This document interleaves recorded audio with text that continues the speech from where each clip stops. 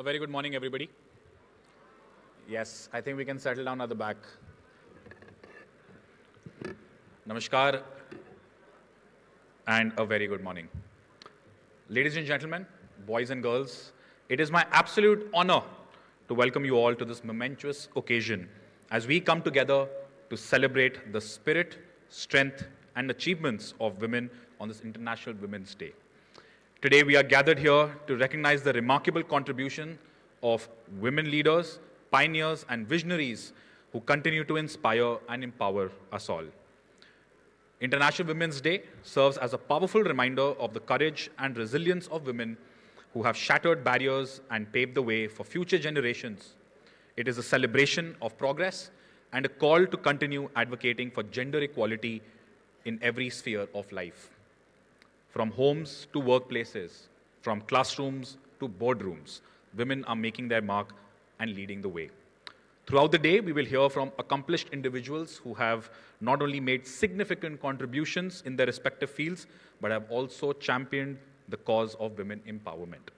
From engaging panel discussions to inspiring fireside chats, today is all about acknowledging and celebrating the invaluable role of women in society. A sincere thank you to GL Bajaj Educational Institutions for organizing this empowering event and providing us with the platform to amplify these voices. I would also like to inform you that this event is being live streamed across the Times of India website, the Times of India mobile application, and all social handles. So without further ado, let's embark on this journey of inspiration and empowerment. We are deeply honored to invite our esteemed dignitaries on stage, Mrs. Anshu Agarwal, to kindly join our fellow dignitaries in lighting the lamp. Can we have a huge round of applause?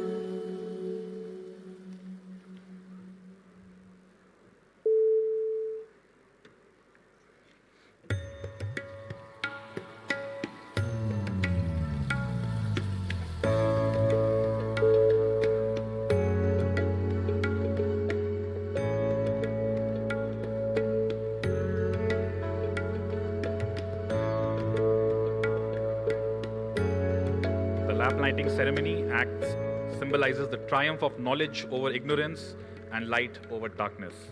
It also marks the beginning of an event dedicated to celebrating the brilliance of women.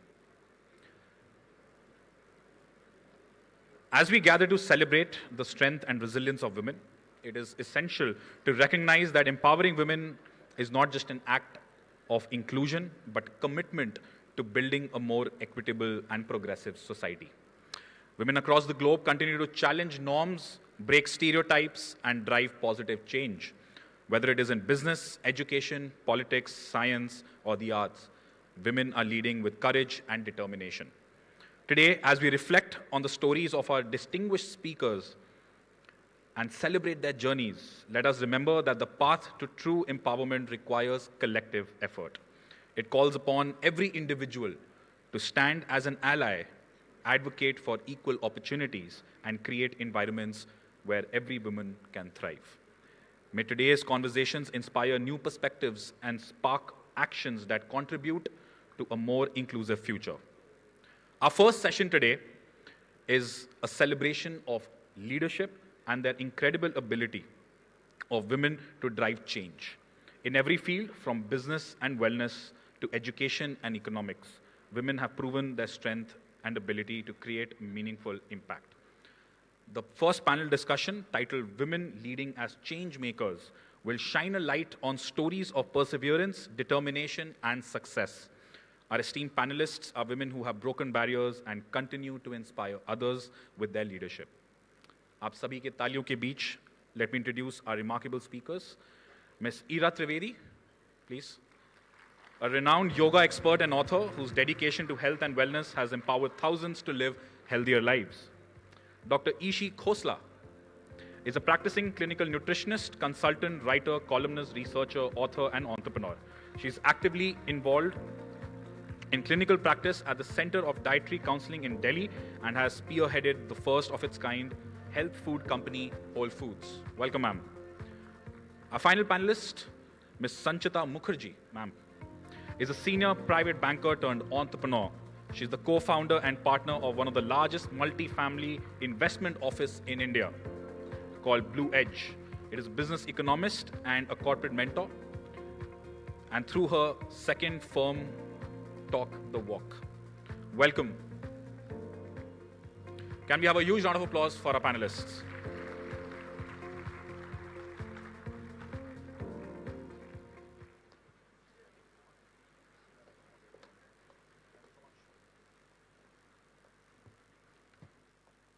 All right.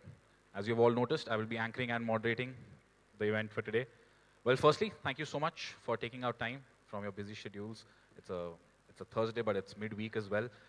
And thank you so much for gracing the occasion. The introductions can only do justice to an extent. I'm sure there's a lot of hard work, a lot of perseverance that goes behind the entire story, and we would like to hear it from each one of you. But to start with, we are also seeing a positive change as far as women in leadership is concerned.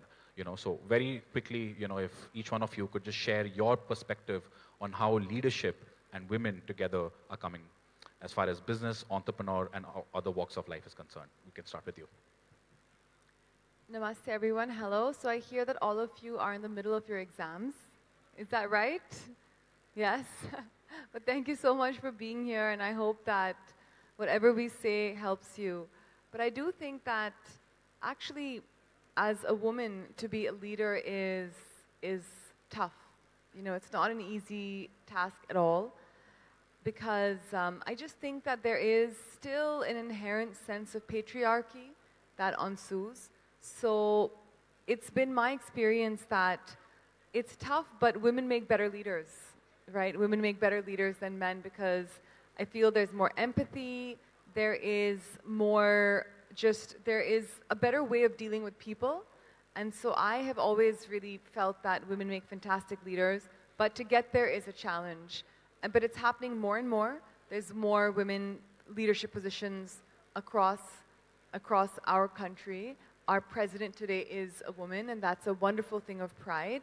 So I do think that we are getting over those gender barriers the age-old gender barriers that have been here, and it's a beautiful thing. Very well said, ma'am. Good morning, GL Bajaj. Are we allowed to be a little Absolutely. participative? Absolutely, please. We would love to do So I that. have a question for the audience here. I would like to start with a question. Who pays your bills? Please. Brilliant. She pays her bills, right? So that is financial independence. In one shot, women in leadership, for me, I've been in financial services industry my entire career. I've been a private banker, career private banker, now in wealth management. We pay our own bills. And the day you start taking the steering wheel of your car is the day you start taking the steering wheel of your life and you start paying your own bills. Now, how you want to go about it is where you can look for mentorship, for role models, various other aspects about leaning in, about figuring out your career, figuring out your finances. But yeah, you pay your own bills. That's my 2 bits. Very well said, ma'am. First of all, thank you very much for having me here today on such a fabulous occasion marking 20 years of this institute. So really, it's a pleasure to be here and to be interacting with such a dynamic force in our community, in our population, the young students. And you really are the stakeholders and the future for our country. So it's just so amazing to be interacting with you and sharing my views. I think my view on women power and the whole issue of different, because I personally believe, and I think you will all agree with me, that women are inherently powerful and maybe more powerful than anyone else. Tell me, do you agree with me? Do we really need to be broadcasting and promoting ourselves? Do we? No. We just are more stronger, we are more resilient, maybe we are even more smarter than many. But I think the problem is sometimes we get undermined or people undermine our strengths. Is that right? We are made to believe that we are not just up there and we need to be supported and we are not as smart.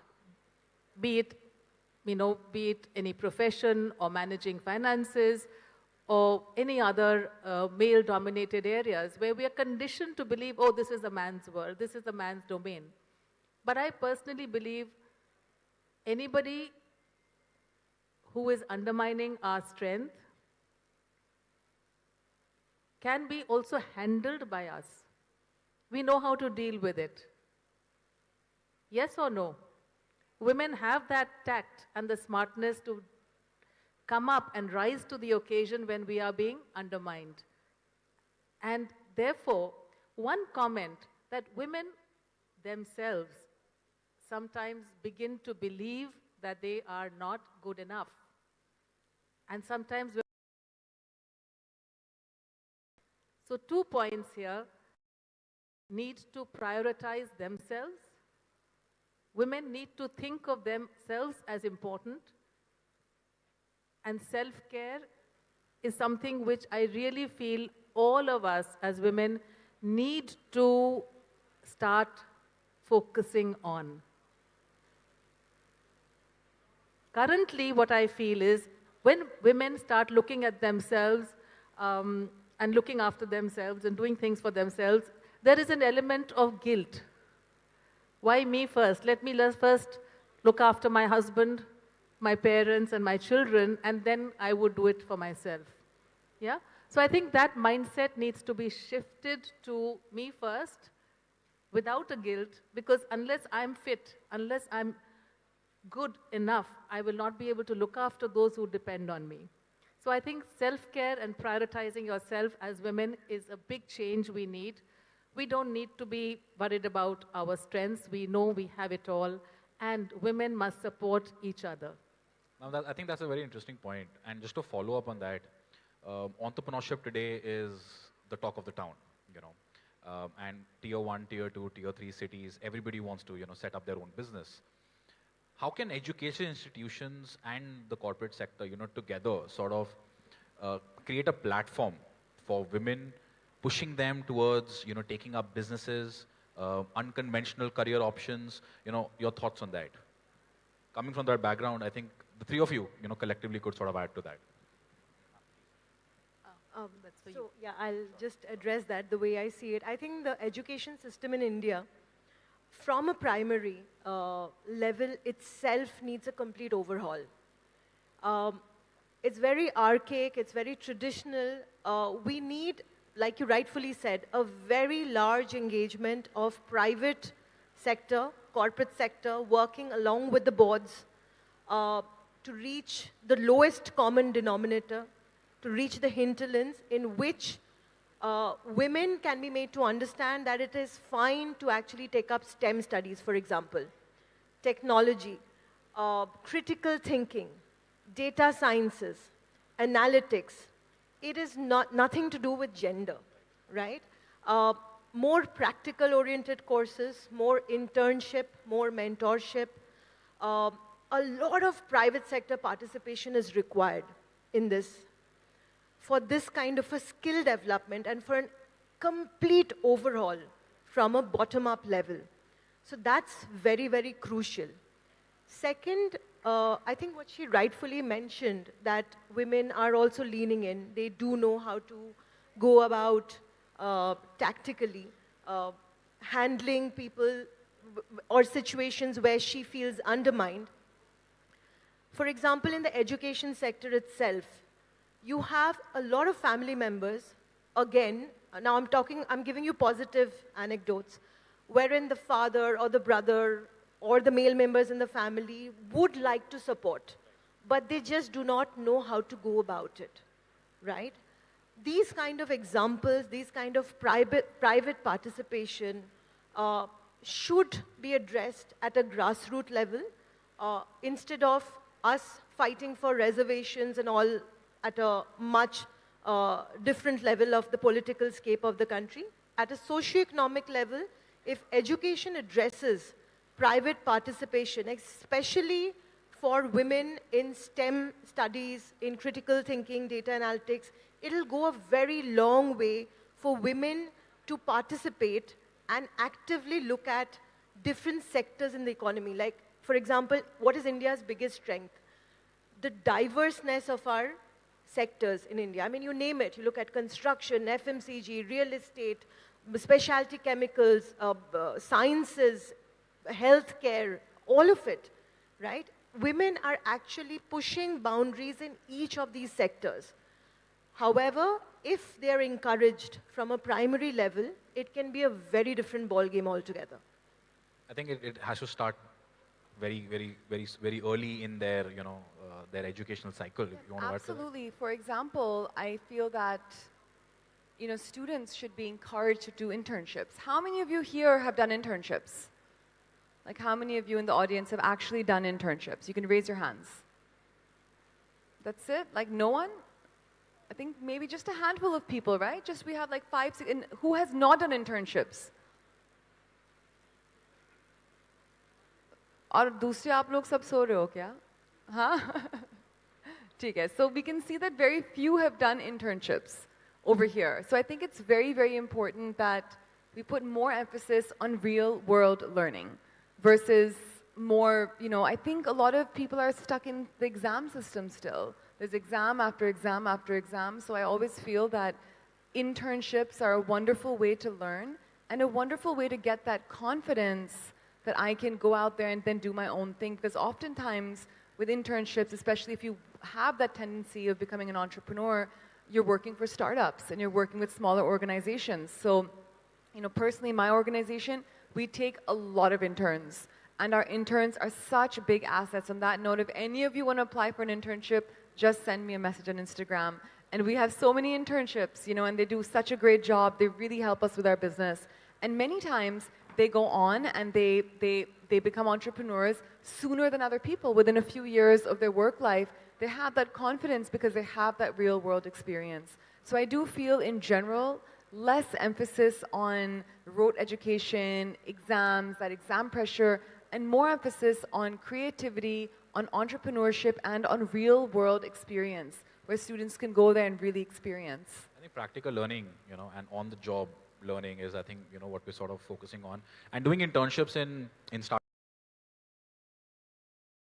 a startup, interestingly, you're not just doing one job.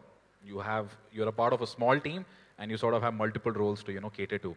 And thanks to Shark Tank India, we're at season 4 now. We see a lot of women entrepreneurs on stage, now, getting funded on television. And I think that's really a good, motivational, it gives you a big motivational angle to things. Just a follow-up, could just add a few skill sets, that budding entrepreneurs, budding women entrepreneurs should sort of cater to while they're studying in college. I'll quickly take on from her point. That was very valid. So how many of you have done online internships? Well, you've answered my question. The world has moved on. India has actually revolutionized its digital space. Everything is online. How many of you have a LinkedIn profile? Brilliant, right? So it's all about networking, leaning in, going ahead with internships, real-life internships that she just talked about, or online internships if you have the wherewithal to even scale up your WorkX in an online manner. You'd be shocked to hear the numbers. In financial services industry in the last 10 years, 25-year-old to 44-year-old women have been the biggest investors in the mutual fund portfolio creation, and mostly done all online.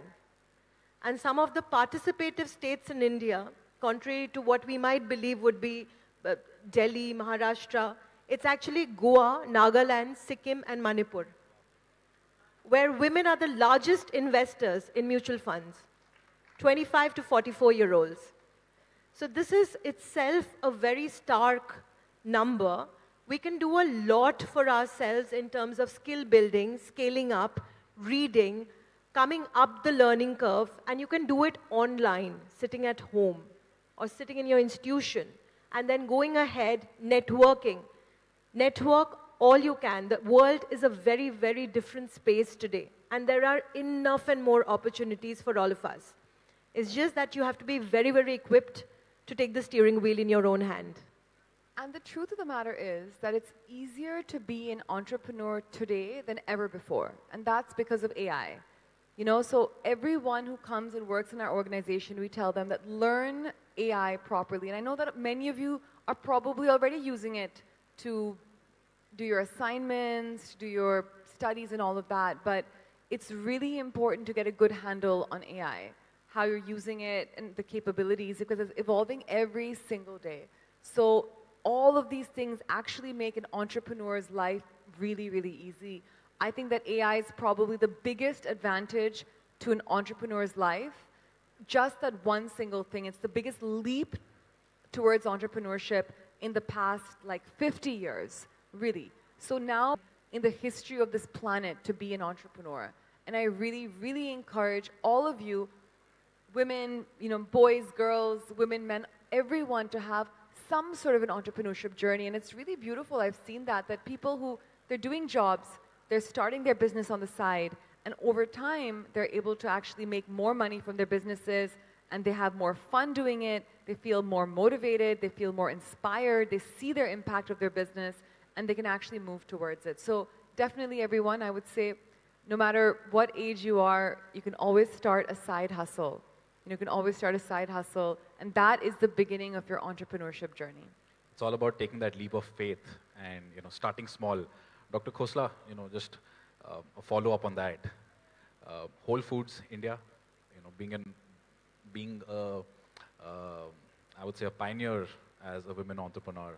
We would love to know your initial journey. You know, how did you start? How did you come up with it? What were your initial challenges, you know, that you faced?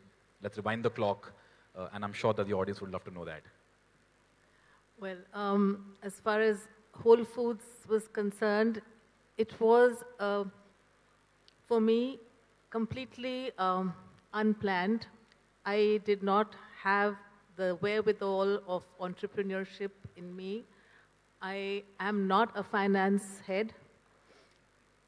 I did my work in the scientific, you know, I'm a professional nutritionist, that was my education.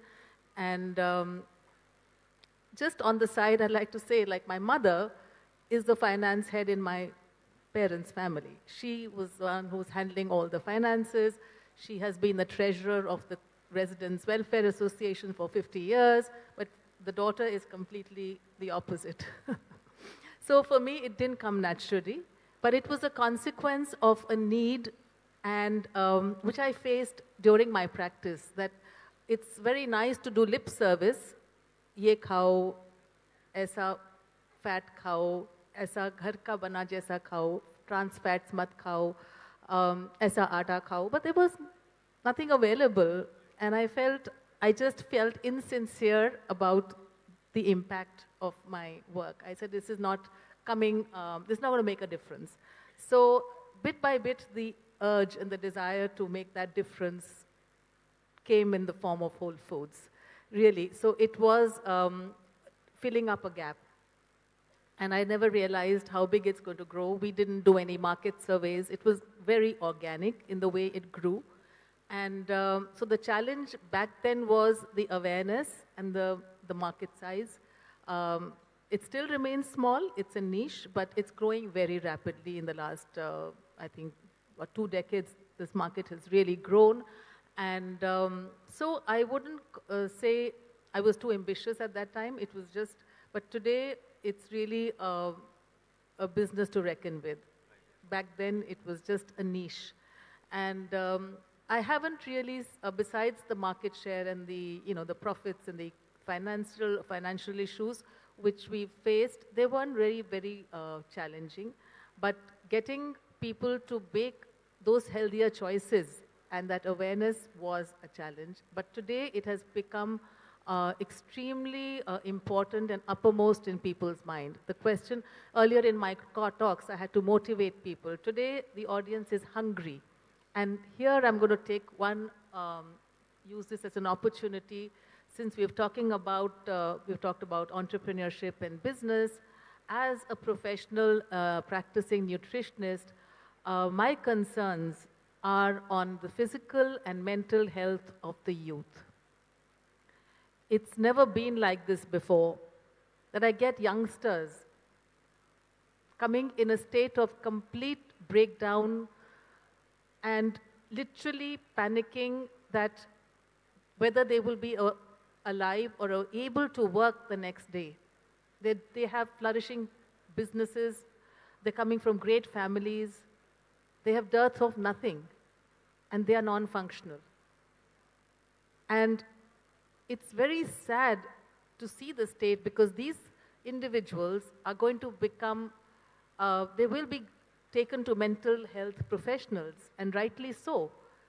But when we start working with them, within weeks of changing their diet and giving them supplements, addressing food sensitivities, we see complete turnarounds. So my message to all of you is do work. But to be able to work, you need to have the right stamina, you have the, the body, the stamina, the mindset with it. We are seeing too many lives lost these days among youngsters who are allegedly stressed because of work. And that's not fair, that we have no business. Something has changed, and I want to put this spotlight today on that issue. That we have always said, you are what you eat. Yeah? We believe that you are what you eat. But today, it goes on to much more than that. You are what you eat, how much you eat, when you eat, and what you digest, and what you don't eat.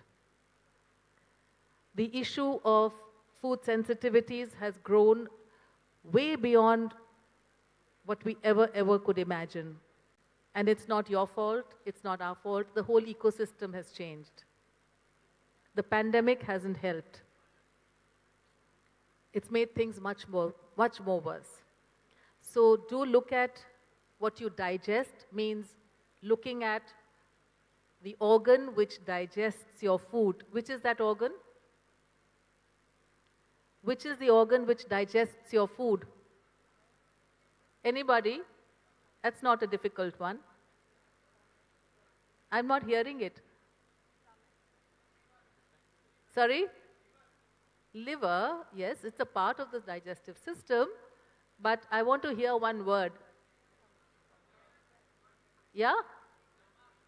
Okay, yes, very true. And the word we use, which includes the stomach and the liver, starts with the G. Gut. Yes. So put the spotlight on your gut, because all diseases, whether it's mental or physical, begin in the gut. That's traditional science from Hippocrates, and today modern medicine has stamped it. That we have to look at what we digest in the gut. So this is not the time for too much conversation here on this issue, but this would have been incomplete if I did not mention this. Do read up on the connection today between the gut and the brain. It's called the gut-brain axis. So when I treat my patients, I work on the gut, and that impacts their brain, their mood, their anxiety levels, depression, everything, attention, focus. So we have we can go on this topic, but I really want you to take this away as a point that please don't only work, look at your health, choose your food wisely.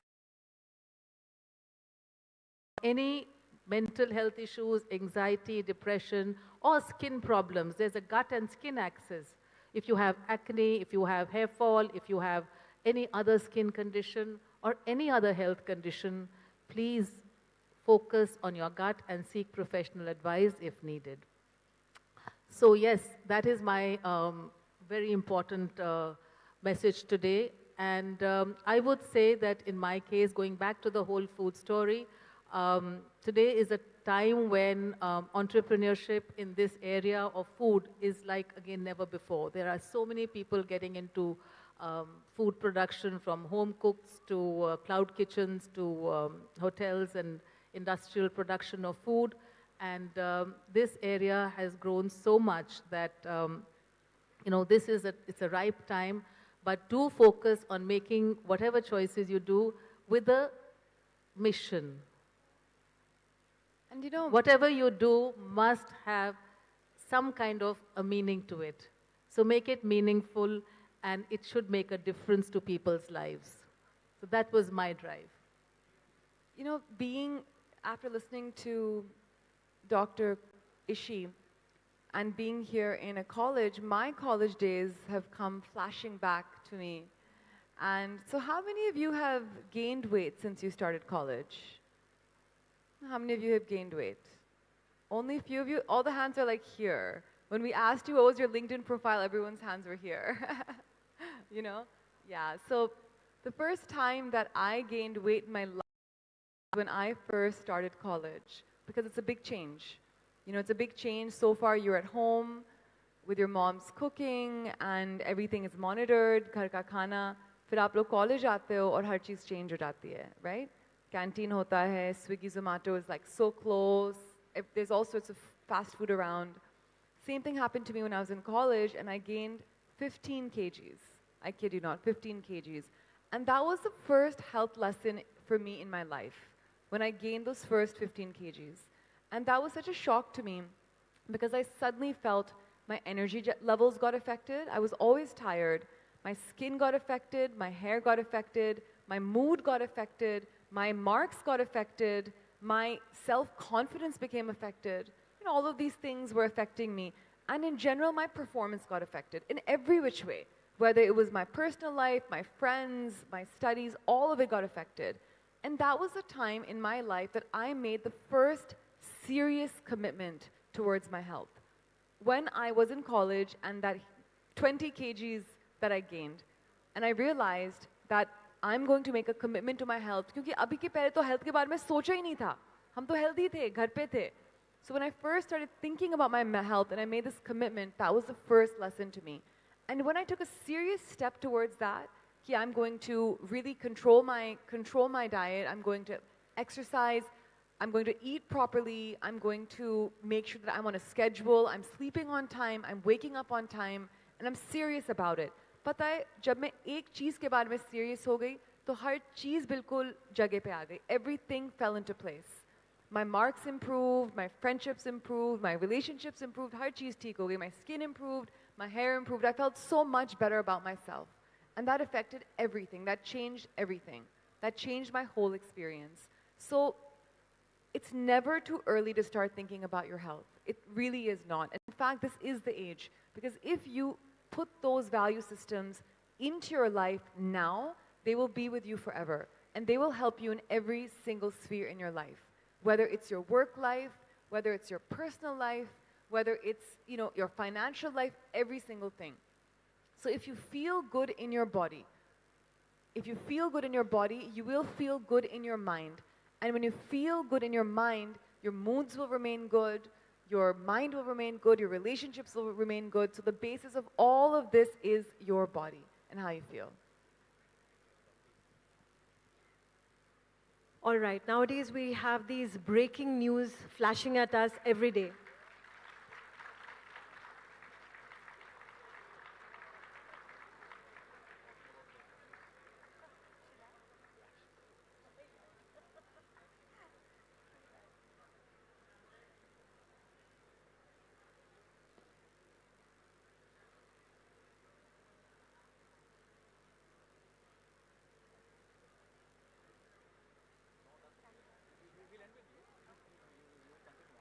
Okay, nowadays we have these breaking news.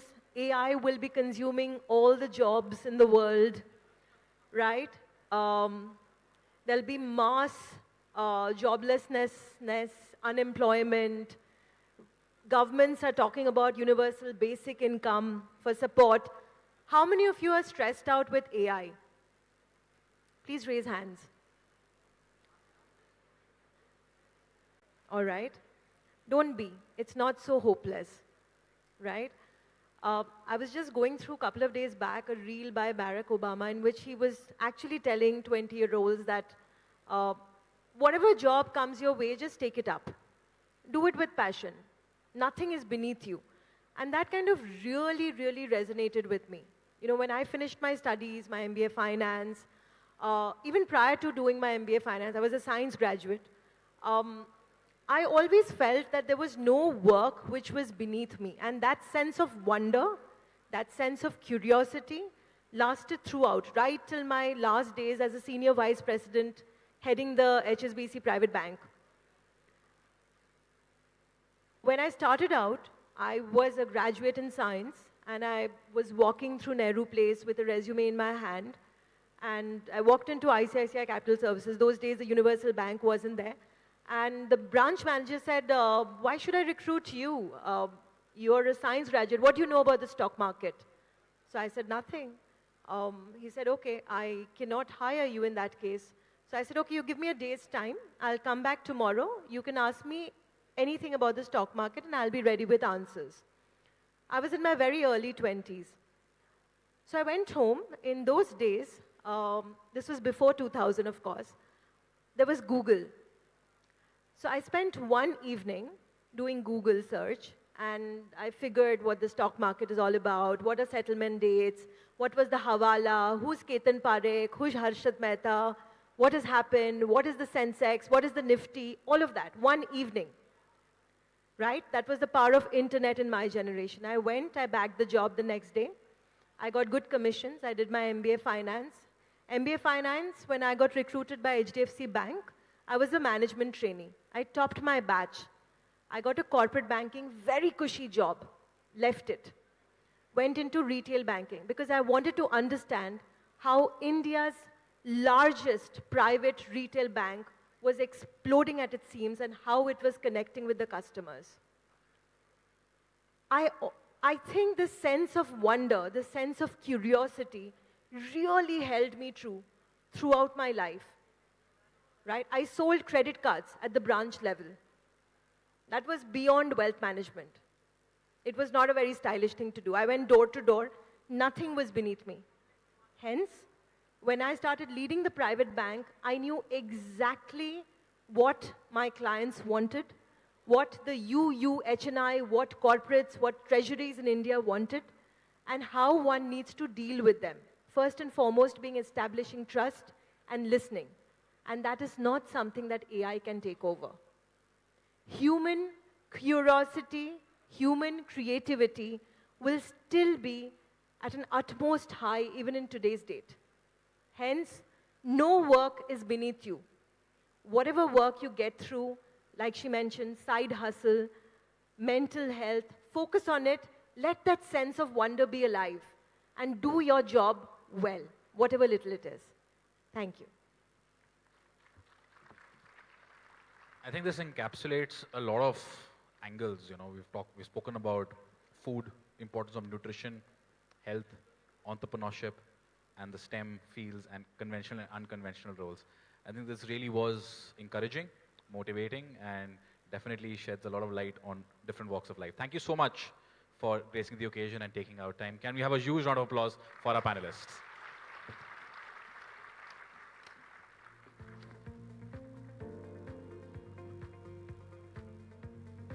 May I now please invite Mr. Karthik Agarwal to kindly felicitate our panelists.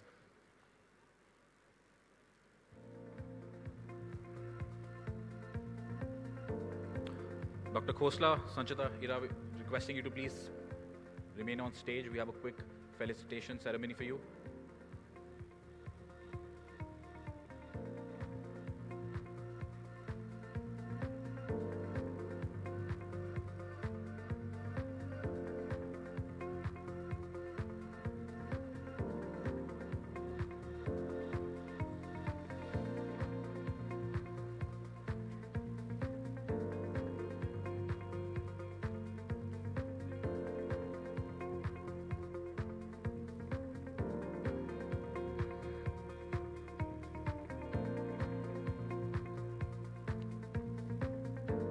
Can we have a huge round of applause for our panelists?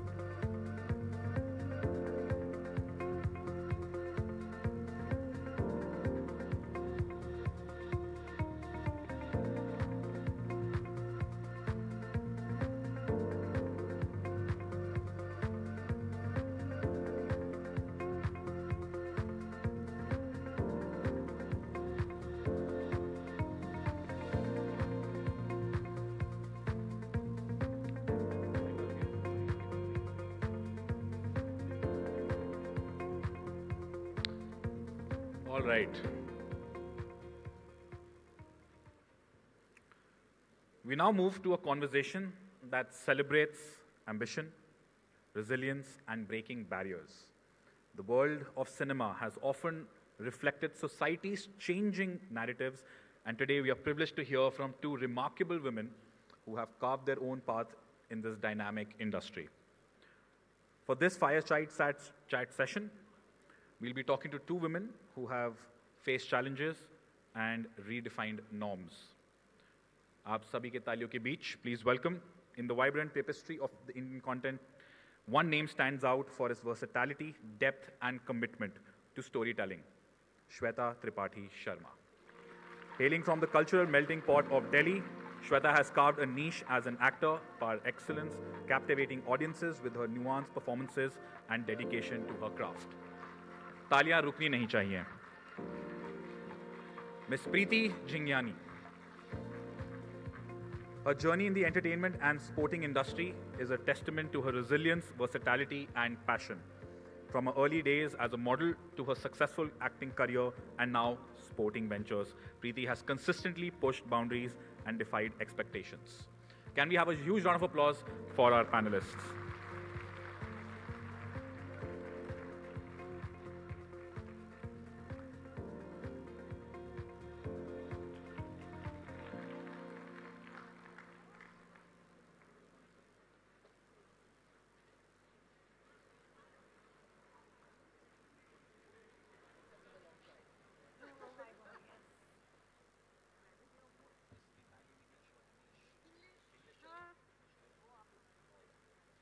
Okay, first question. Getting straight to it. How does it feel to be at GL Bajaj? hello everybody. मुझे जब school और college में बताया जाता था, बोला जाता था, मुझे नहीं, हम सभी को, कि we are the future of the country, तो तब ऐसा लगता था कि this is one of the things that people just say, that you are supposed to say. But now that we are on this side, I truly mean this, that all the things that you feel, all the things that you think, and all the things that all of you are going to do is going to define a lot. So please, please, please, हमारा देश आप ही के, हम सबके हाथों में है, तो जो भी करोगे सोच समझ के करना, सिर्फ अपने लिए ही नहीं बल्कि सबके लिए. Preeti, how does it feel to be here? Well, absolutely fantastic. It's lovely to be here at GL Bajaj and see all of you. I was asking ma'am, your dean ma'am in front, that is it just students? But she said, no, the students, the staff, everybody is here. So it looks fantastic. I'm glad to see like such a huge turnout, and it's lovely to be here. Thank you for welcoming us to your beautiful college, to your beautiful institution. Shweta, it's lovely to be here with you. Absolutely, same here. So yeah, thank you very much, and hope we have a wonderful, interesting conversation. That we surely will. We are truly honored to host the two of you. Let's just rewind the clock, go back in time. How was college life? How was school life for you? And how do you see, GL Bajaj doing, something different from what it was maybe 10, 15, 20 years back? School life, college life for me, and जैसे Bollywood हमें दिखाता है, so मुझे तो लगा था कि मैं जब कॉलेज जाऊंगी और वो होता ना कि 10th स्टैंडर्ड कर लोगे फिर 12th स्टैंडर्ड कर लोगे एंड देन कॉलेजेस चले जैसे हवाएं सनन सनन कि कहीं भी म्यूजिक एंड डांस स्टार्ट हो जाएगा. So I was ready for that. Only cut to I went to NIFT and वहाँ पे मतलब हम रात के सुबह सुबह 2-3 बजे तक सिर्फ लाइंस बना रहे होते थे और सर्कल्स बना रहे होते थे because that in college is when I understood good competition for the first time. उससे पहले मैं अपनी दुनिया में रहती थी जो मैं अभी भी रहती हूँ. But I understood that to do anything in life there is a certain discipline which is required, and the sooner we understand that, the better it will be for us, because once you realize what you want to do or what are the things that make you happy, then those habits that you cultivate, the goals that you set, they show you the direction and they help you with every little step that you take. And I think, and like Preeti said, like the turnout, it feels so good that the students are, जो हम किताबों से पढ़ते हैं वो तो बहुत ज़रूरी होता है, but the experiences that we have in life, the diet that we talk about, that's not just what we eat, but it's also what we consume. तो आप क्या बातें सुन रहे हो, आप सोशल मीडिया में किसको फॉलो कर रहे हो, क्या किताबें पढ़ रहे हो, ये सारी चीज़ें बहुत बहुत ज़्यादा ज़रूरी होती हैं. And just seeing your college, by the way, is the first time I've been here, and I was totally enamored by everything, by even the teachers that I met, and the energy of the auditorium, it's amazing. So thank you for having us. Lovely. Preeti. What was your question? The question was rewinding the clock, going back in time, and revisiting college life, school life. How was it for you? So I'm born and brought up in Mumbai. My entire schooling, my college, everything was in Mumbai. So I was always very, very protected. My school was like 5 minutes from my home. My college also around my home. Everything was very protected. And I started acting and working very young. At the age of 16 was when I did my first music video and my first ad film. So it's only there that I think, real experience. On the panel earlier, somebody had asked, ma'am had asked about internships. So I think it's very important. The real experience of life comes when you actually get out there and start working. Go to that, do that internship, do that job. So when I actually started working is when I realized being in the industry has taught me so many things. Being able to communicate with anybody, traveling, being able to adapt to any situation, being able to do anything that is asked of you in a second without being scared, no fear. Also, like I said, I was very shy, very protected, very quiet. It's only when you go out there into the real world, see school, college, now you guys have reached this point where when you are ready to step out. So take as much experience that you can, listen to as many podcasts that you can, watch movies, shows, take all that experience in, because real life only comes when you step out of your comfort zone, you step out of your school and your college. So you guys, I think you're all set and ready for that. And I don't want to give any, I can only talk about my experiences. I don't want to give any, I know that when I was in school and in college, I didn't want to listen to anybody's lecture. I didn't want to listen to anybody's experiences or stories. So make your own experiences, make your own stories, just, try to imbibe when you watch. So the two of you have taken up, unconventional roles. It's not a field of, MBBS or the typical engineering, management, MBA karna chahiye, job chahiye. And I'm sure there are students over here who, both boys and girls, who would want to do something perhaps out of passion. And yet there is this constant pressure, if not pressure, but this constant, talk at home, or this narrative that you have to do something conventional, have a settled life, because unconventional is also uncertain most of the times. How would you want to, guide a student sitting over here who perhaps wants to do and pursue an unconventional role? मुश्किलें life में आएंगी ही आएंगी. मतलब ऐसा नहीं है कि if you're following your passion and your dreams, then it's going to be a cakewalk. And we are here to tell you that. But what is also very exciting is that वो जो मुश्किलें जो होती हैं ना, if you're following your passion and what you really want to do and what makes you happy, it just makes it a little easier. Then you are, even if you're crying and even if you're frustrated and on days that you want to give up, then you want to get back to it also quicker, because there is this feeling from within that you want to do this, and it's absolutely all right if you're still figuring out कि मुझे क्या करना है life में.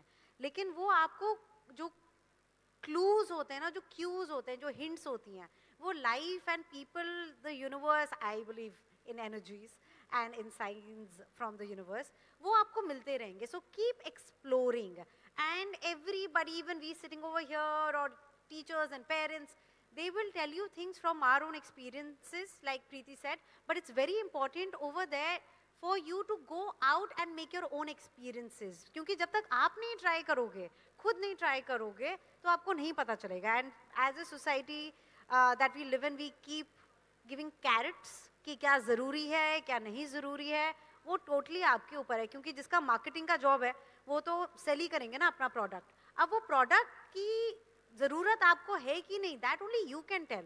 So that's why it's very important to protect that core that you have and that feeling from within. वो purity जितनी बचा के रख सकते हो ना, वो please बचा के रख लो, because the world will try again and again to snatch that from you. Preeti, your thoughts on that? You asked about conventional. There is nothing conventional anymore. The entire job market, as we see it today, is completely unconventional. The conventional jobs are completely out. We have somebody here doing something with yoga and making a whole career out of it. We have ma'am who co-founded the Whole Foods. We have, this is not something that one would have thought of. So everything that we conventionally thought ki engineer banna hai, doctor banna hai, all that has changed in today's world. Content creators are earning huge money. So who would have thought that that could actually be a career path? So if you look at even my personal journey, my family is not connected to films at all. Getting into modeling and films was a completely unconventional choice for me. And then from acting now into sport, and that was also into a male-dominated sport of arm wrestling. And having to change that into male, we now are the only league in the world with male, female, and specially abled on the same stage. Everything is, there is nothing conventional. I mean, everybody asks me, from your, the roles I always got were very sweet and soft. So that's the image kind of people have of me. They said, how are you now into this world of arm wrestling? I said, why not? Why not? There is, in fact, there is a gap there, there's a vacuum there for a woman. And today, I am the president of the National Federation. It's called the People's Arm Wrestling Federation of India. I'm the vice president of the Asian Arm Wrestling Federation. So obviously, there was a place there, there was a gap there, and there was people looking to have a woman there. So, conventional kuch bhi nahi hota. You have to make your own path. लोग तो आपको बताएंगे कि आप कैसे आ रहे हो sport में, arm wrestling में, आपको तो nothing is conventional. You can keep learning and you can keep growing. I think it's a society that deems it conventional, rather, right? And talking about your individual lifestyles, you are working, traveling, there's family, there's a personal life, there's so much to manage parallelly. For a student studying at GL Bajaj or around Delhi NCR, there are studies, exams, internships, pressure of getting a job, perhaps higher education, etc., etc. Any tips for our students, who can who are probably in that vulnerable zone, who haven't yet been out of this bubble and, have had that real life experience. Any tips for them to manage time, to manage personal life, and to make sure that, your mental state of balance remains intact? Reels mat dekhiye pehle to. Shweta, please. I said reels thoda kam dekhiye YouTube. Please go ahead. Time का वही है कि सबको लगता है कि time बहुत है, लेकिन फिर हमेशा हम एंड ऑफ द ईयर कहते हैं कि oh my god where did this year go, and I am guilty of that. Even I feel कि यार ये तो टाइम भाग रहा है, कहाँ जा रहा है. वो सारी चीज़ें जो हमें करनी है, वो सारा खाना जो खाना है, वो जो सपने पूरे करने हैं, तो उनके लिए थोड़ी प्लानिंग तो ज़रूरी है. I at this stage even I am still trying to figure out that what is the correct thing to do. So one thing that really works for me is that if I start my day right, and by right I mean doing things that I know really help me, give me that वो battery pack होती है ना, जब हमारे mobile phones die out हो जाते हैं, जब battery कम होती है तो हम लगा देते हैं. So these habits that we have in life, they are like our battery packs. So something that really helps me is a 10-minute breathing thing that I do in the morning. It's called Wim Hof, WIMHOF. अगर आप YouTube करोगे, you'll be able to find it. So what it does is that you just are in more control of your emotions, because we are emotional beings. So what I try to do is that, and I especially, I'm a Cancerian, I'm super emotional, which really helps with my career, because we have to constantly put ourselves into, twist ourselves into different emotional situations. So what are the things, like even simple things like staying hydrated? I can't tell you how important that is for me. And with the kind of climate that is right now, it's very important with the AQI, अभी जो heat waves आने वाली हैं, अपना खुद का ख्याल रखना बहुत ज़रूरी है. And सबके अलग-अलग formulas होते हैं. So it's very important to understand and experiment and come to a conclusion and keep changing. What are those formulas that work for you? So what works for me is breathing whenever I can. I'm trying to be as disciplined in meditation. Reading books is something that I really enjoy. And again, these are things that I used to hear as a student, and I used to roll my eyes, carrying, किताबें पढ़नी है तो सभी कहते हैं. But I can't tell you कि बल और बुद्धि दोनों का प्रयोग हम जितनी जल्दी सीख लेंगे, physical fitness and mental fitness, they go hand in hand.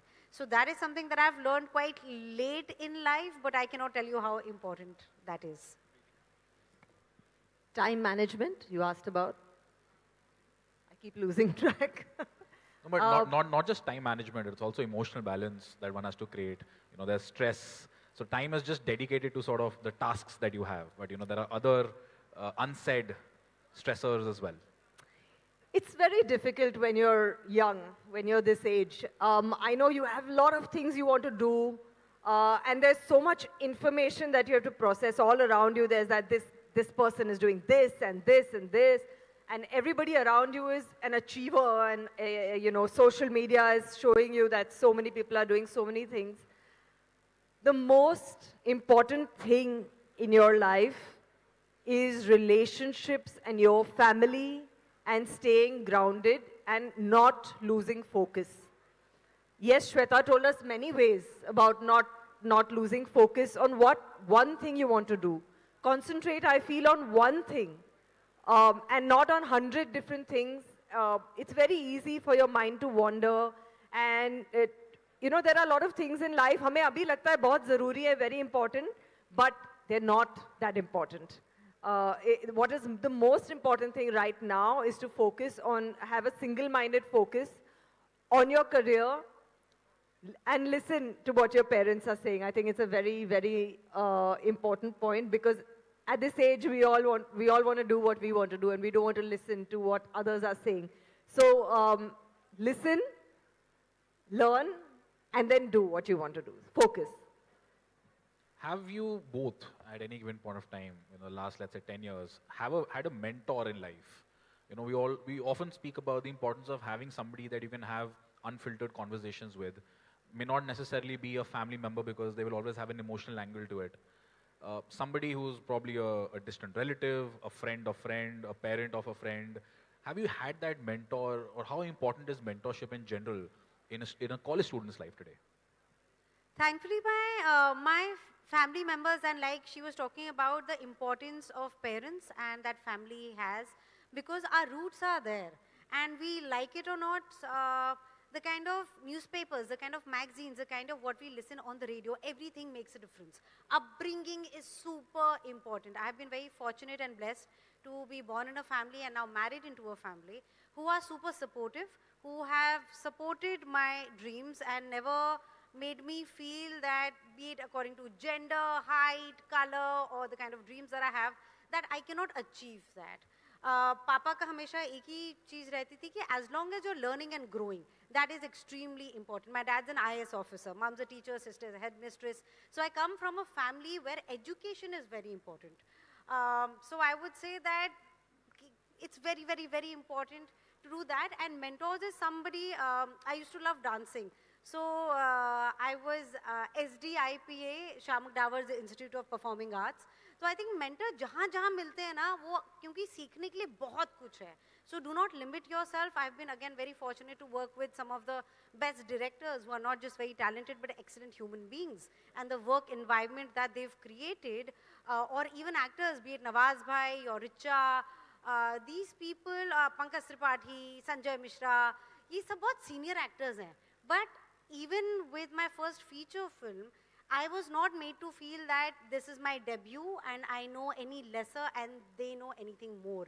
So now, because of the wonderful experiences that I've had, I feel that it's important for me now that every young actor or somebody who's new, I want to create that safe environment for them. तो जो भी अच्छा आपको जहाँ से भी मिलता है उसको multiply करके और देते रहो. What is a mentor? Your parents are your first mentors, and then your teachers, and so on as you go on into your career. But the mentor sometimes will not automatically come to you. So you must ask for help. You must make use of the people that come into your life. कभी कोई mentor ना हो तो but आपने सीखना तो है ही आपने you have to get ahead in your life. So a mentor, you can make somebody a mentor. I think you have to go ahead and find that mentor. और वो mentor आपके पास तब भी आएगा जब वो आप में कुछ special देखेगा. तो मुझे लगता है खुद पर काम करना बहुत ज़रूरी है और हमेशा ये मत ढूंढिए कि who is going to help me, who will be my mentor, मुझे कौन आगे ले जाएगा. अपने आप पर काम करना सबसे ज़्यादा ज़रूरी है और लाइफ में कुछ भी चीज़, कोई भी चीज़ बिना हार्डवर्क के नहीं मिलेगी. Nothing in life is free. Everything comes with a lot of hard work. So I think working on yourself and not looking outside for help is the most important thing. But when you do find that mentor, be open to learn. अपना mind थोड़ा open कीजिए and be open कि इनसे मुझे सीखना. I think this is a person whose experiences I want to imbibe. So yeah, that's my take on that. Hard work के बिना तो कुछ नहीं मिलेगा, but then during hard work or while you're undergoing that journey of hard work, you also face a lot of rejections. Not Yes. everything goes your way. Yes, certainly. And how do you deal with those situations? Certainly, rejections are a part and parcel of any career, any career. There was a saying once I heard, the person who succeeds is the one who doesn't stop after failures. Look at anybody's life story. If you look at Elon Musk, he was bankrupt. It was very easy for him to just say, now this is it, that this is it, and it's enough. The person who succeeds is, failure will only teach you. So you have to learn to not give up. People have achieved successes after 19 and 20 years. The late Irfan Khan, he was in movies for so long and then look at the success that he's achieved. So many examples just from Bollywood and from the business world. So failure, wo to hoga hi. But you have to learn to not give up and believe in what you're doing. And that's the most important thing. Shweta? Failure बुरी चीज़ नहीं है. ये हमने अपनी conditioning के वजह से हमें लगता है कि फेल करना कुछ बहुत गलत चीज़ हो जाती है, बट जो लर्निंग हमारी, and obviously when we are failing and when we are in that position, these words you won't remember them or you will feel that this is not true, but I'm telling you जो failing के time जो learnings होती है ना, वो आपको like a trampoline work करती हैं. जब success होता है, there are a lot of happy emotions that we are going through, but जो learning होती है वो तभी होती है when you're down and out and you pick yourself again, like Rocky or like everybody that you meet in life does face failure. So I think we need to celebrate failure more, because that is where the real game happens. And, you know, the two of you come in from Bollywood. And, you know, there's this notion that it's a male-dominated industry. But we also hear a lot of stories around how that's not entirely true anymore. And things are changing. And there are budding actresses over here, there are budding actors over here who would, you know, love to see themselves, you know, feature in a film, work hard, get into dramatics, theater, and build their career even in this industry. Any tips for them, suggestions? You know, they're very nascent, very early on. Yeah, your thoughts on that? I feel industry एक कोई अलग entity नहीं है. It's also part of the society. So whatever is happening in the industry, I feel it's also happening in the society. तो अगर male dominated, and I'm speaking for myself, I feel the kind of, okay, and it also depends on the kind of projects and the people that you've dealt with. Now, because I have done Masan or Haramkhor or Lakho Mein Ek or Mirzapur, now these projects thankfully have been driven by people who are interested in raising the barrier of human emotions. We are interested in investigating humanity. Matlab, yes, the numbers are very important, but more than that, what is important is what are the stories that we are saying and why we are saying and what difference will that make. So every experience does define you. Like that, how we started this conversation, the experiences that you choose are very important. So no matter what you want to do in life, and especially if you want to be an actor, like Preeti mentioned before as well, that please work on yourself. क्योंकि हम अगर एक दूसरे की तरह सब होते जाएंगे ना, तो वो तो already एक product है. What is your USP? And please do not think that what you're offering is anything lesser or it's not required. Only if you're different, and नहीं ज़बरदस्ती different होने के लिए नहीं, but if you're different, if you're yourself, true to yourself, you will shine. And it might take time, again, like success, 20 years, 30 years, but वो success क्या है? वो भी आप ही define करोगे, क्योंकि सबके लिए success का मतलब भी अलग होता है.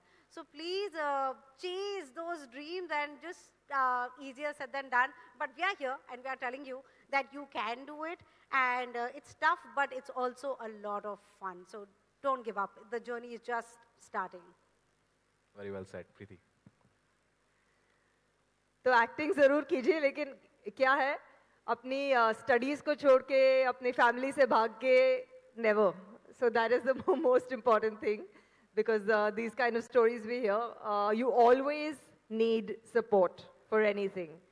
And yes, like any profession, आप ये कोई easy profession नहीं है. आप half prepared नहीं आ सकते हो कि अरे मैं कर लूँगा. इसमें बहुत बहुत मेहनत लगती है. कोई भी एक्टर अगर आप देखें आज, और ऑडियंस हमारी बहुत बहुत परसेप्टिव हो गई है, बहुत स्मार्ट हो गई है, तो आप किसी भी फील्ड में जैसे कि एक्टिंग में आएंगे तो you have to come completely prepared on your acting, on your dancing, on every single thing. आप किसी भी जैसे कि आप एक ऋतिक रोशन देख लो या टाइगर श्रॉफ देख लो, उनके पास सारे प्रिविलेजेस थे, लेकिन वो बहुत मेहनत करके आए हैं. They have worked very hard on themselves and then come to their first film. तो ये बहुत ज़रूरी चीज़ है कि half prepared कहीं मत जाइए. Definitely prepare yourself completely for the profession that you want to enter. और आपका एक भी सवाल था male dominated, वैसे तो बहुत पुराना सवाल हो गया वो, nobody wants to hear that anymore. Yes, the film industry, like any other industry, was very male dominated. There was a huge pay parity. And especially at the time I started, yes, it was very male dominated. But वो time बिल्कुल change हो गया. We have fabulous roles written for women of every age. ये ज़रूरी नहीं है कि आप सिर्फ newcomer हो या बहुत young हो या बहुत, you know, there is roles written for every age, women of every age. And yes, that pay parity is also decreasing slowly. It might take some time, but it is decreasing surely, but slowly but surely. Priceless insights. I'm sure that the students are going to take back a lot from this conversation. Thank you so much, Shweta. Thank you so much, Preeti, for gracing the occasion. I'm sure the Thank you. students have loved It was it. an absolute Can we pleasure. have a huge Thank round of you. applause for both these actresses? Kartike, would request you to kindly come on stage once again.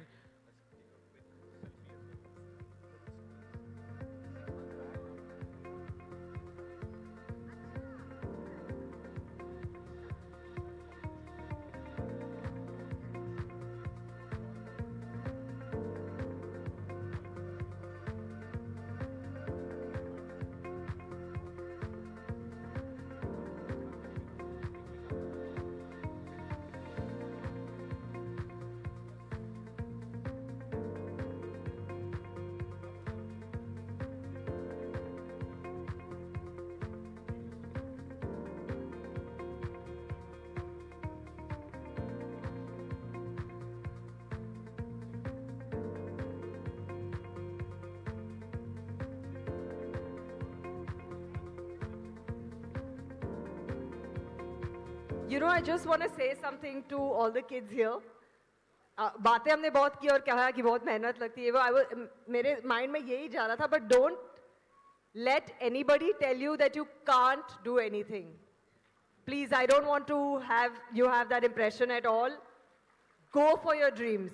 जो भी आपके सपने हैं, they are never impossible. So just go for your dreams and go to achieve them. Don't let anybody tell you can't do it. That I think should be our final line here.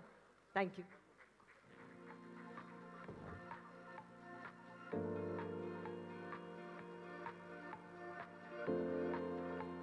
I would also request Mrs. Anshu Agarwal to kindly come on stage as well. Ma'am.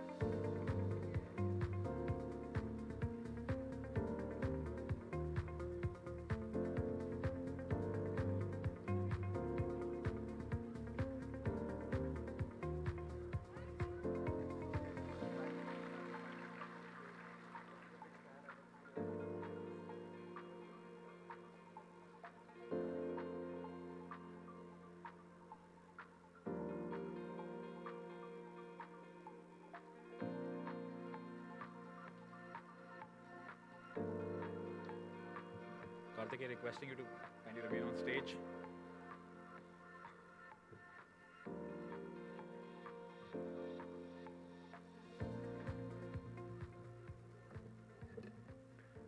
Education remains one of the most powerful tools for empowering women and transforming societies. From fostering leadership skills to breaking generational cycles of inequality, the impact of education is profound. To further explore this, we are honored to host a fireside chat with a visionary leader who has dedicated his career to educational excellence and empowerment. Please welcome Mr. Kartikeya Agarwal, CEO of of GL Bajaj Educational Institutions, Greater Noida, Mathura. Together, we will discuss the importance of accessible education, inclusive learning environments, and the role institutions play in nurturing future change makers. Kartikeya.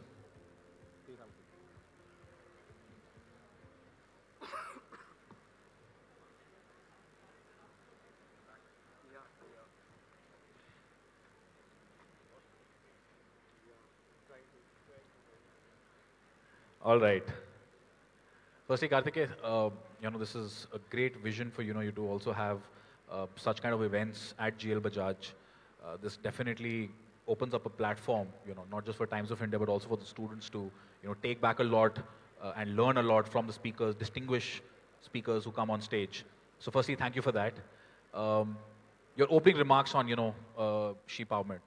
So I personally feel that it's really important, and I've had that conversation with few of the panelists sitting here, that it's very important to bring in the live examples in front of you all, so that you all are motivated, you all feel connected with those people, and listening to live people out there gives you and sets an example for you. You see, I'm on my journey as well, and many of them here, they've passed on their journey, they've lived their life, and those experiences would be the most motivational thing for you all. And I think there will be many more takeaways from the afternoon to come, for the day to come, for all of you. I think that really is quite inspiring. And, just to take it on to a little more technical side of things, financial literacy, entrepreneurship, communication into mainstream education. How do these factors, sort of help decision making as far as college students are concerned? See, at GL Bajaj, we have integrated practical skill building courses within our curriculum, and that helps our students with that focuses on financial literacy, entrepreneurial mindset, and communication mastery. And as all the students would know, that for that we frequently organize trainings and workshops with speakers coming from national and international level, so who could guide us, especially our women students, about the insights of what the world has to offer them out there. And our startup incubation center within the institute supports the ventures that are led by women. And GL Bajaj Center for Research and Innovation has incubated 102 startups till date. And you would be really proud to know that more than 50% of those startups are led by women. And have a round of applause for that. 50 startups that have been incubated are led by women at GL Bajaj. And recently we have started our 20 days WEDP. For all of those who are not aware what WEDP is, it stands for Women Entrepreneurial Development Program. And for that we not only encourage our female students and female faculty within the institute, but we encourage women from all over who should come over and participate in this development program. Talking about women once again, Kajal Srivastav, she happens to be an alumni, and I would also want to understand, how does she and her story, bring in motivation for the students over here? See, I feel they're not just Kajal Srivastav, she has been an amazing alumni of our institute. Her venture is doing really well, but alongside, not just one, I think one would be, won't do the justice to the kind of numbers we have, the alumni that we have that actually set up a benchmark for all the students sitting here. I think female entrepreneurs altogether and successful alumni are strong role models for all the students within the institute. And I think they showcase what women can do by their determination and the skills that they have. And we being an institute here, I think it's very important for us and all the educational institutions out there to promote such inspiring stories so that all the students could actually have someone to look up to, some live examples who could help them carve their own stories, have the dreams, and they could fulfill them fearlessly. Talking about real life experiences, we have internships over here, we have apprenticeship programs, hands-on experience. How do these programs in general help women students at GL Bajaj? See, I feel it's very important to get real world exposure. And I feel real world exposure is the key to career ready graduates. And at GL Bajaj, we have strong industry tie-ups that help our students get internships, life projects, and industry insights that would help them connect with the industry experts as well. And our students, especially our female students, have bagged some internships at big MNCs like Microsoft, Infosys, KPMG, and many more such companies. And I'm really proud of that part. And I feel it is the responsibility of an educational institution to reduce the gap between the academic world and the industrial world. And the best way to do that would be to bring in industry experts. And I think the panelists that we have had today, they've done their job quite well to inspire all of them, this journeys that they've lived through. And you see, if people are inspiring and the other person who's listening is willing to listen and to react on it, I think the job will be done. The educational institutions, the job that we have today is to educate the nation, to bring them at the right path. And there's so many more things that there's to take away from here, that not only your academics play the entire role. I feel your mental health, the food that you're consuming, our nutritionist right here who could help us through that. So all the information that you're gaining today is going to be much helpful to you. So apart from just the academic angle of things, we have a lot of other, such as internship programs, but then you also have extracurricular activities. You have those social clubs, you have those college societies, and these are also areas and spaces which play an important role as far as leadership is concerned for a student. So how do you think these societies and these clubs can actually help and change the lives of students here at GL Bajaj? See, as we know that we are in the world of startups, and startups are not merely coming out from the books that you're studying. It's coming out of the ideas that you're bringing on the table. And those ideas cannot really be taken out of the classrooms, I feel. One has to open up their mind. One has to do different things out there. One has to involve themselves into different activities. Let it be the sports that you're playing. Let it be the technological part of it. We have different clubs out there. Let it be, and in terms of entertainment, we have dance clubs. In terms of innovation, we have drone clubs. We have an incubation center. So one has to take the opportunity that's in front of them. The opportunity can be laid out in front of you, but nobody is going to force you to actually go out there and be a part of it. You have to be innovative enough to be able to grab the opportunities that are in front of you. And most importantly, we were talking about mentors. So I personally feel that mentors are everywhere. Every person that you can actually have a takeaway from, every person that you think has a quality that you would want to gain from that person could be your mentor. It's just that you have to show the right part of you. You have to show that you are actually willing to take it away from that person, because any good quality anybody is holding up, nobody would be resistant to give it away. Anybody would be happy to guide you through it. Just going off the script, would you mind sharing an experience of yours with your mentor, or the kind of experiences that you've had through your mentorship journey? See, as I told you, I am always on a hunt for a mentor. My greatest mentor has been my father, and for the longest time, he's guided me through every step that I had to take for myself. And believe me, the ability to take the right decision actually comes from taking a wrong decision.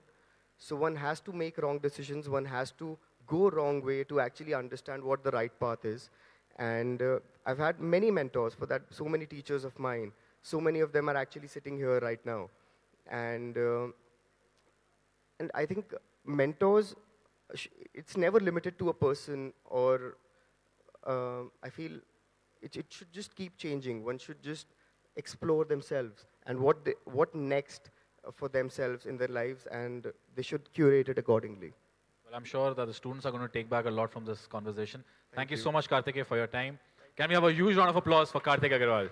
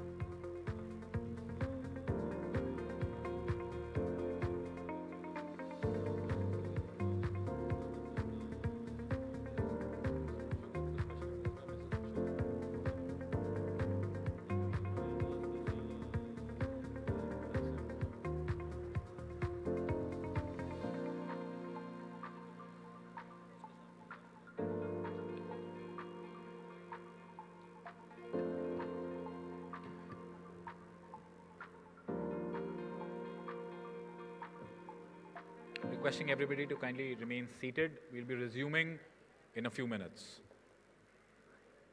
Our special guest is on his way, and as soon as he comes in, we'll be resuming the program. So the students at the back can just remain seated. Thank you.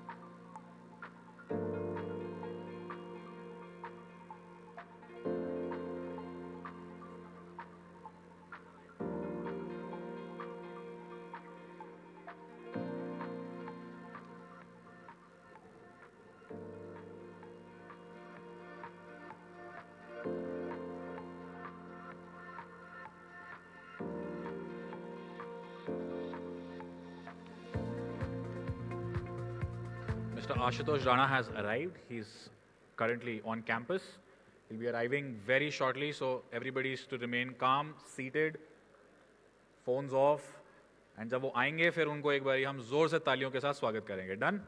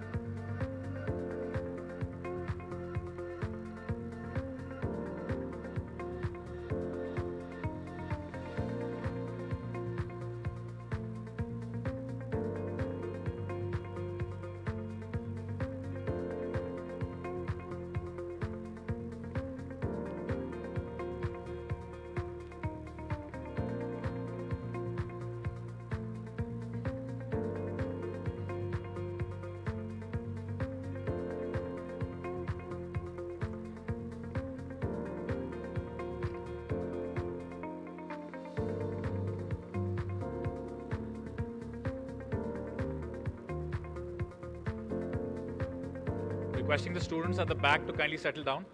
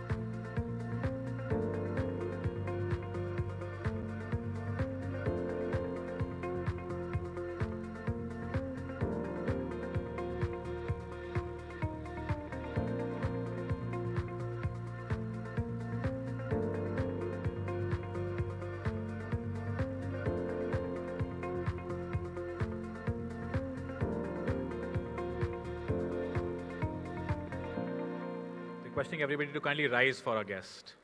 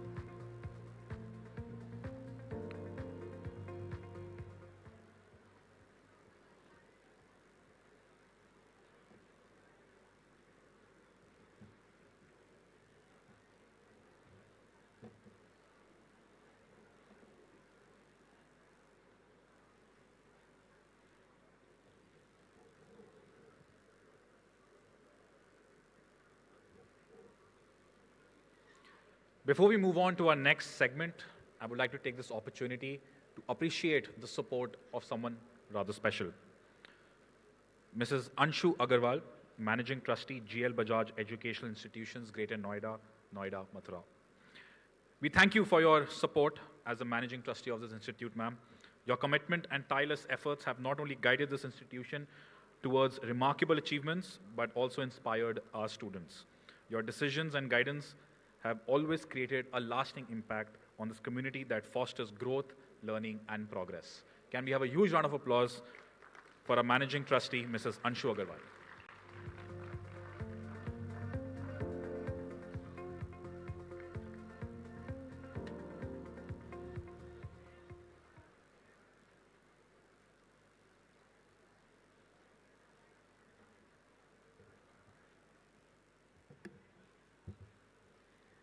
सोच को बदलो, सितारे बदल जाएंगे। नज़र को बदलो, नज़ारे बदल जाएंगे। कश्तियाँ बदलने की कोई ज़रूरत नहीं, दिशाओं को बदलो, किनारे बदल जाएंगे।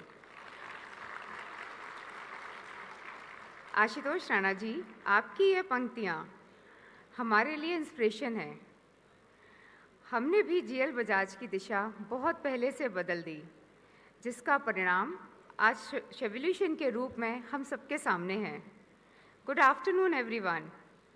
आज का यह मंच शेवल्यूशन सिर्फ एक इवेंट नहीं है, बल्कि नारी शक्ति, उनके स्ट्रगल, डेडिकेशन और अचीवमेंट का उत्सव है। कहते हैं यत्र नास्ते तु पूज्यन्ते रमन्ते तत्र देवता। जहाँ नारी का सम्मान होता है, वहाँ देवता वास करते हैं। और मुझे गर्व है जीएल बजाज इस ट्रेडिशन को बहुत टाइम से फॉलो करता आ रहा है। आज के इस विशेष अवसर पर मैं आप सभी का हृदय से स्वागत करती हूँ। शेवल्यूशन एक माइंडसेट है जो हमें समाज में महिलाओं के कंट्रीब्यूशन को और अधिक रिस्पेक्ट देने के लिए प्रेरित करता है। मैं फिल्म एक्टर, कवि और प्रसिद्ध लेखक श्री आशुतोष जी का हृदय से अभिनंदन करना चाहती हूँ। आपने न केवल हमारे अंदर के राम जगाए, बल्कि शिव तांडव स्तोत्र से हमारे भीतर शिव को भी दर्शाने का प्रयास किया। आपका जीएल बजाज में आना हमारे लिए बहुत सौभाग्य की बात है। साथ ही सभी डिस्टिंग्विश्ड गेस्ट का मैं आभार व्यक्त करती हूँ, जिन्होंने अपनी प्रेजेंस से इस पल को और भी खूबसूरत बनाया है। जीएल बजाज में कई महत्वपूर्ण पदों पर विमेन कार्यरत हैं, चाहे वो मैनेजमेंट हो, प्लेसमेंट हो, रिसर्च हो या टीचिंग हो। हर पद को हमारी फीमेल फोर्स कड़ी मेहनत से और अपनी कैपेबिलिटी से निखार रही है और इस संस्थान को नए आयाम दे रही है। Now this is what I call a revolution through shevolution. ऐसे ही हम अपनी जिम्मेदारी निभाएं, ऐसे ही हम जीवन को खूबसूरत बनाएं और ऐसे ही हम ज्ञान का दीप जलाएं। Thank you and let's bring a new transformation with new energy. Ashutosh ji, I want to say a few lines to you because these lines are very close to my heart. जब हम रो नहीं पाते, सुख से सो नहीं पाते, जब हम खो नहीं पाते, तब बचपन याद आता है. जब चिंता सताती है, हमारे तन को खाती है, जब मन नहीं मिलता, तब बचपन याद आता है. जब हम टूट जाते हैं, जब अपने रूठ जाते हैं, जब सपने सताते हैं, तब बचपन याद आता है. बच्चे रह नहीं जाते, बड़े भी हो नहीं पाते, खड़े भी रह नहीं पाते, तब बचपन याद आता है. किसी को सह नहीं पाते, अकेले रह नहीं पाते. This is my favourite line. अकेले रह नहीं पाते, किसी से कह नहीं पाते, तब बचपन याद आता है. Thank you so much.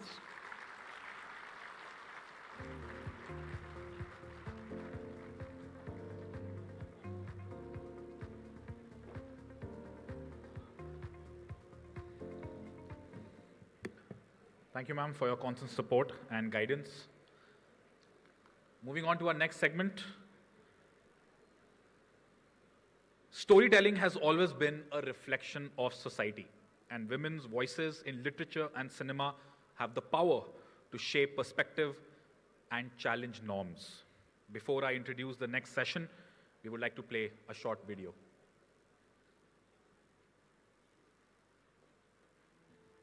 Ram राज्य, वो पुस्तक जिसने लोकप्रियता के नए आसमान छुए. एक ऐसे मशहूर अभिनेता की पुस्तक जो हिंदी के सुप्रसिद्ध लेखक भी हैं. पुस्तक राम राज्य का दर्शन और अपने गृह अंचल बुंदेलखंड की ठेठ बोली में रचा उनका व्यंग्य संग्रह मौन मुस्कान की मार के लाखों पाठक हैं. आशुतोष राणा, जाने माने अभिनेता, लेखक, चिंतक, आध्यात्मिक और सामाजिक विचारक. अपनी सफलताओं को गुरु कृपा मानने वाले समर्पित शिष्य, परिवार के लाडले राणा जी और एक बेहद संवेदनशील पति, पिता, पुत्र और मित्र. मध्य प्रदेश के छोटे लेकिन बड़े सांस्कृतिक नगर गाडरवाड़ा में एक असाधारण परिवार में जन्मे आशुतोष राणा एनएसडी दिल्ली के होनहार कलाकार हैं. उनके अभिनय की शुरुआत छोटे पर्दे से हुई, लेकिन वहां उन्होंने बड़े बड़े कीर्तिमान रचे और जब बड़े पर्दे पर आए तो यहां भी अपने अनूठे अभिनय के साथ साथ हिंदी का परचम भी बुलंद किया. फिल्मों के अपने शुरुआती दिनों में ही best actor in negative role के लिए लगातार 2 बार फिल्म फेयर अवार्ड से नवाजे गए. हिंदी के अलावा तमिल, तेलुगु, कन्नड़, मराठी और बांग्ला फिल्मों में भी अपने दमदार अभिनय की एक अलग छाप छोड़ी. हाल ही में उन्हें फिल्म पगलेट के लिए बेस्ट सपोर्टिंग एक्टर के फिल्म फेयर अवार्ड से नवाजा गया है. 3 दशक की अपनी अभिनय यात्रा के बाद वे आज भी व्यस्ततम अभिनेताओं में से एक हैं. फिर भी पढ़ने लिखने के लिए समय को साधने का कौशल वे खूब सीख चुके हैं और उनसे जो सीखा जा सकता है उसकी फहरिस्त सपनों से संघर्ष तक, कला से कामयाबी तक, अनुभव से अभिव्यक्ति तक, दृश्य से दर्शन तक और संस्कारों से समर्पण तक कहीं समाप्त नहीं होती.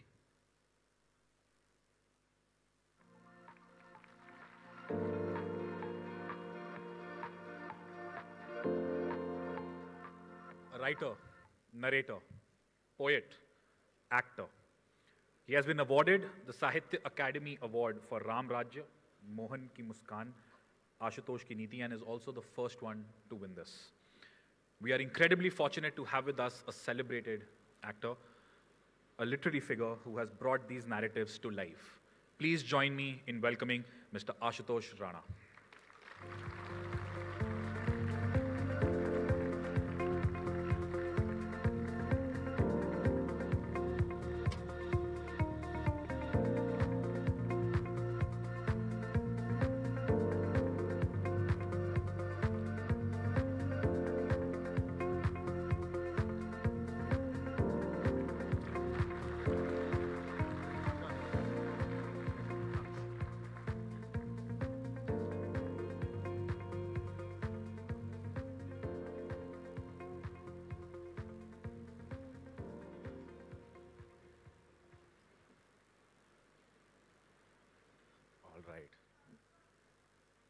इतनी शांति सर अभी तक सुबह से हुई नहीं है, आपकी बात सुनने के लिए बैठे हैं सब।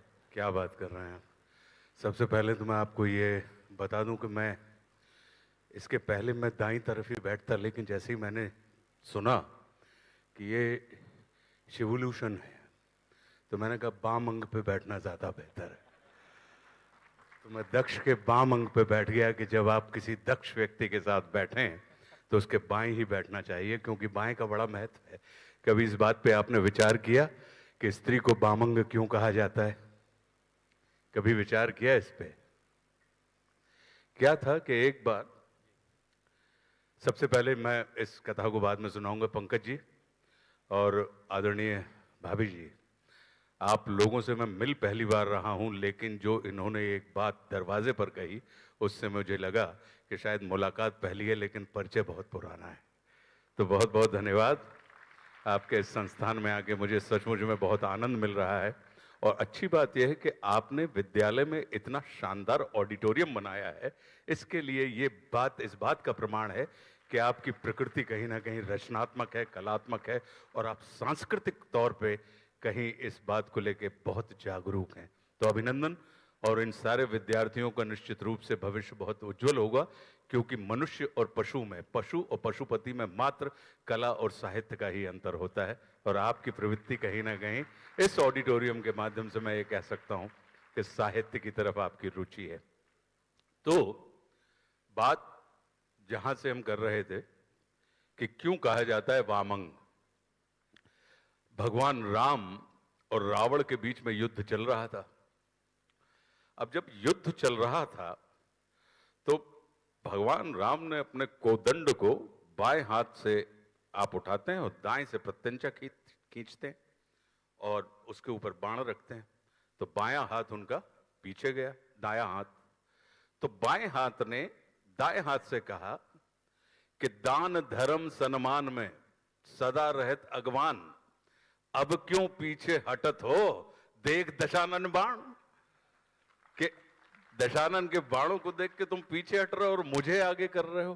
तो इस बात का यह प्रमाण है कि ऐसा क्यों होता है कि जब भी कोई धनुर्धारी धनुष पकड़ता है तो वो बाएं हाथ में पकड़ता है। तो बाएं हाथ के अंदर स्थिरता होती है और दाएं हाथ के अंदर बल होता है। तो बल को यदि लक्ष्य के ऊपर लगना है तो उसे स्थिरता रूपी आधार चाहिए होता है, अन्यथा आप कभी लक्ष्य भेद नहीं कर सकते हैं। तो इस वजह से भी कहीं ना कहीं, और स्त्रियां जो होती हैं वो हमारी स्थिरता का प्रतीक होती हैं। इसलिए मेरा अपना ये मानना है, ये कहा भी जाता है कि अगर आपके जीवन में बहुत सरल और शुचितापूर्ण और आत्मविश्वासी स्त्री मिल जाए तो वो आपके जीवन के तूफान में बंदरगाह के जैसी होती है।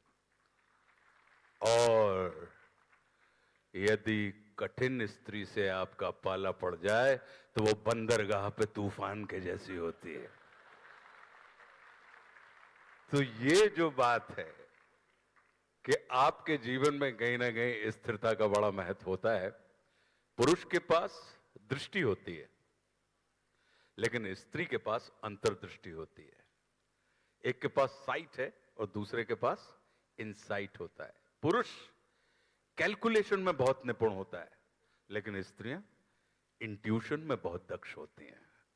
तो ये इस तरीके से ये एक दूसरे के प्रतिस्पर्धी नहीं है, प्रतिद्वंदी नहीं है, ये एक दूसरे के पूरक हैं। इसीलिए देवादिदेव महादेव ने कहीं ना कहीं अपने आप को अर्धनारीश्वर के रूप में स्थापित किया है। अर्धनारीश्वर का मतलब क्या होता है कि वो जो स्त्री भी है और पुरुष भी है।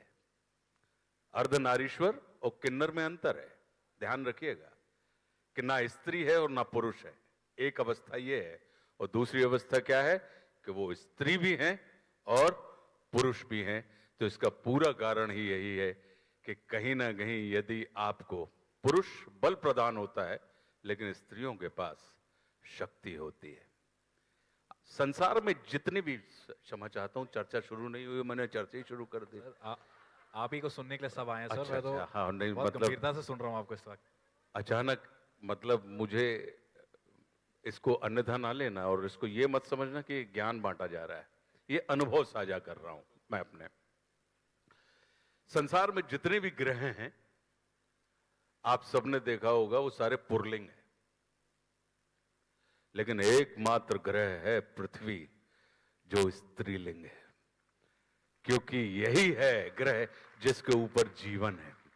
तो जहां पे जीवन होता है, हमारा और आपका अस्तित्व, चाहे आत्मा हो, महात्मा हो या परमात्मा हो, इन सबको अपनी पूर्णता के लिए मां का आधार, मां का आश्रय लेना ही पड़ता है। तो मेरा अपना ये मानना है कि हमारा अस्तित्व ही उनके अस्तित्व, क्यों? क्योंकि जो मां होती है वो हमारे रक्षण, हमारे चाहे वो तारण और चाहे वो हमारे रक्षण का कारण होती है, कि अगर वो चाहें। एक बड़ी अच्छी बात है कि मुक्त पवन सा मनमोजीपन, जीवन का आनंद कहां है? मुक्त पवन सा मनमोजीपन, जीवन का आनंद कहां है? बेटा कहकर जहां प्यार से छाती से लिपटाती मां है।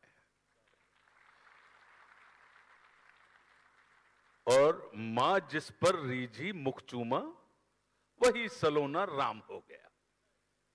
मां जिस पर रीझी मुख चूमा, वही सलोना राम हो गया। और जिसकी अलख सवार डिठोना लगा दिया, घनश्याम हो गया। और जिन्हें बांस के धनुष सनोड़ी से तीरों के खेल खिलाए, और वही जगत में अर्जुन जैसे कुशल धनुर्धारी कहलाए। तो ये मां गौ को कह दिया, सभी के शीश झुके चरणों के नीचे। और मां गंगा को कहा, सभी ने श्रद्धा से अपने दृगमीचे। तो ये जो वाली बात है, तो मेरा अपना ये मानना है कि जो आप आज आपका विषय है, ये निश्चित रूप से कहीं ना कहीं हम उनको, उनके सशक्तिकरण की हम जो बात करते हैं, मेरा ये मानना है कि उनसे अधिक सशक्त संसार में अन्य कोई है ही नहीं। वही एक गोद है जिसकी गोद में बैठकर हम अपने सपनों को देखने की शुरुआत करते हैं। तो जो सपने देखने की क्षमता दे, उनके सशक्तिकरण की हम क्या बात करेंगे? क्योंकि कभी भी कोई माँ या कोई भी स्त्री, यदि आप देखें तो वो अगर उनका बच्चा जो होता है वो अगर अस्वच्छ है, तो माँ अपने बच्चे को स्वच्छ करने के लिए कभी अपने सौंदर्य की चिंता नहीं करती, और वो तत्काल अपना सौंदर्य मिटा देती है, लेकिन बच्चे को स्वच्छ करके रखती है। बच्चा यदि अस्वस्थ है तो माँ अपने स्वास्थ्य की परवाह नहीं करती, वो बच्चे को स्वास्थ्य को कहीं ना कहीं आगे बढ़ा देती हैं। तो कहने का तात्पर्य सिर्फ हमारा यही है। हमारे यहाँ जब शादी होती है पंकज जी, तो शादी में 7 फेरे पड़ते हैं, पता है सबको? पीछे बेचारे सोच रहे होंगे कि कहां, अभी तो हमारी पढ़ने की उम्र और आप जोड़ने की बात कर रहे हैं। पढ़ो भी।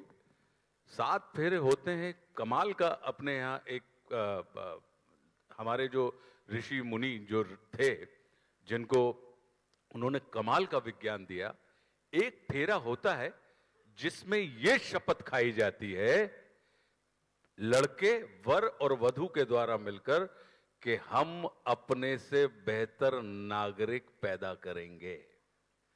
वो बच्चे की बात नहीं करते हैं, वो क्या कहते हैं कि हम दोनों आपस में जुड़ गए हैं, तो अब हम अपने से कुशल और अपने से बेहतर नागरिक को हम पैदा करेंगे। मतलब इसमें वैश्विक कल्याण की बात होती है, इसमें पारिवारिक कल्याण की बात नहीं होती है।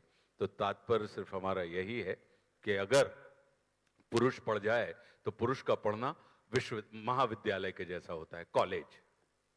लेकिन अगर स्त्री पढ़ जाए तो उनका पढ़ना विश्वविद्यालय के जैसा होता है, यूनिवर्सिटी के जैसा होता है। तो मेरा अपना यही मानना है कि नारी कल भी भारी थी, नारी आज भी भारी है, और पुरुष कल भी आभारी था, और पुरुष आज भी आभारी है।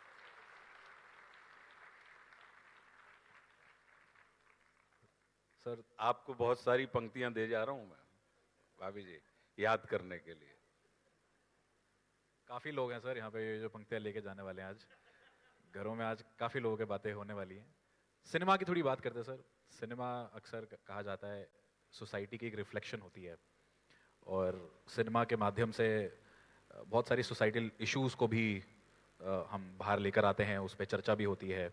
सोशल मीडिया का भी ज़माना है, तो कई सारे ऐसे सोशल इश्यूज़ हैं जिनको बहुत जल्दी से कोने कोने तक हम पहुंचा पाते हैं। तो आज के सिनेमा को आप पिछले 15 साल 20 साल के सिनेमा से कितना अलग समझते हैं? क्या क्या चीज़ें चेंज हुई हैं और ये किस दिशा में जा रही है बात? देखिए, मेरा अपना ये मानना है कि सबसे पहले तो हम कहाँ पे बैठे हुए हैं? हम विद्यालय में बैठे हुए हैं। विद्यालय का मुख्य विषय क्या होता है? शिक्षा। और सिनेमा का मुख्य विषय क्या होता है? मनोरंजन। झंझट ये है कि जिसका मुख्य विषय मनोरंजन है वहां पे हम शिक्षा ढूंढने लगते हैं, और जिसका मुख्य विषय शिक्षा है वहां हम मनोरंजन ढूंढने लगते हैं, तो गड़बड़ हो जाती है। तो मेरा अपना यह मानना है कि सिनेमा जो है उसकी प्राथमिक आवश्यकता मनोरंजन है। अगर उसमें आपको कोई शिक्षा मिल जाए बहुत अच्छी बात है।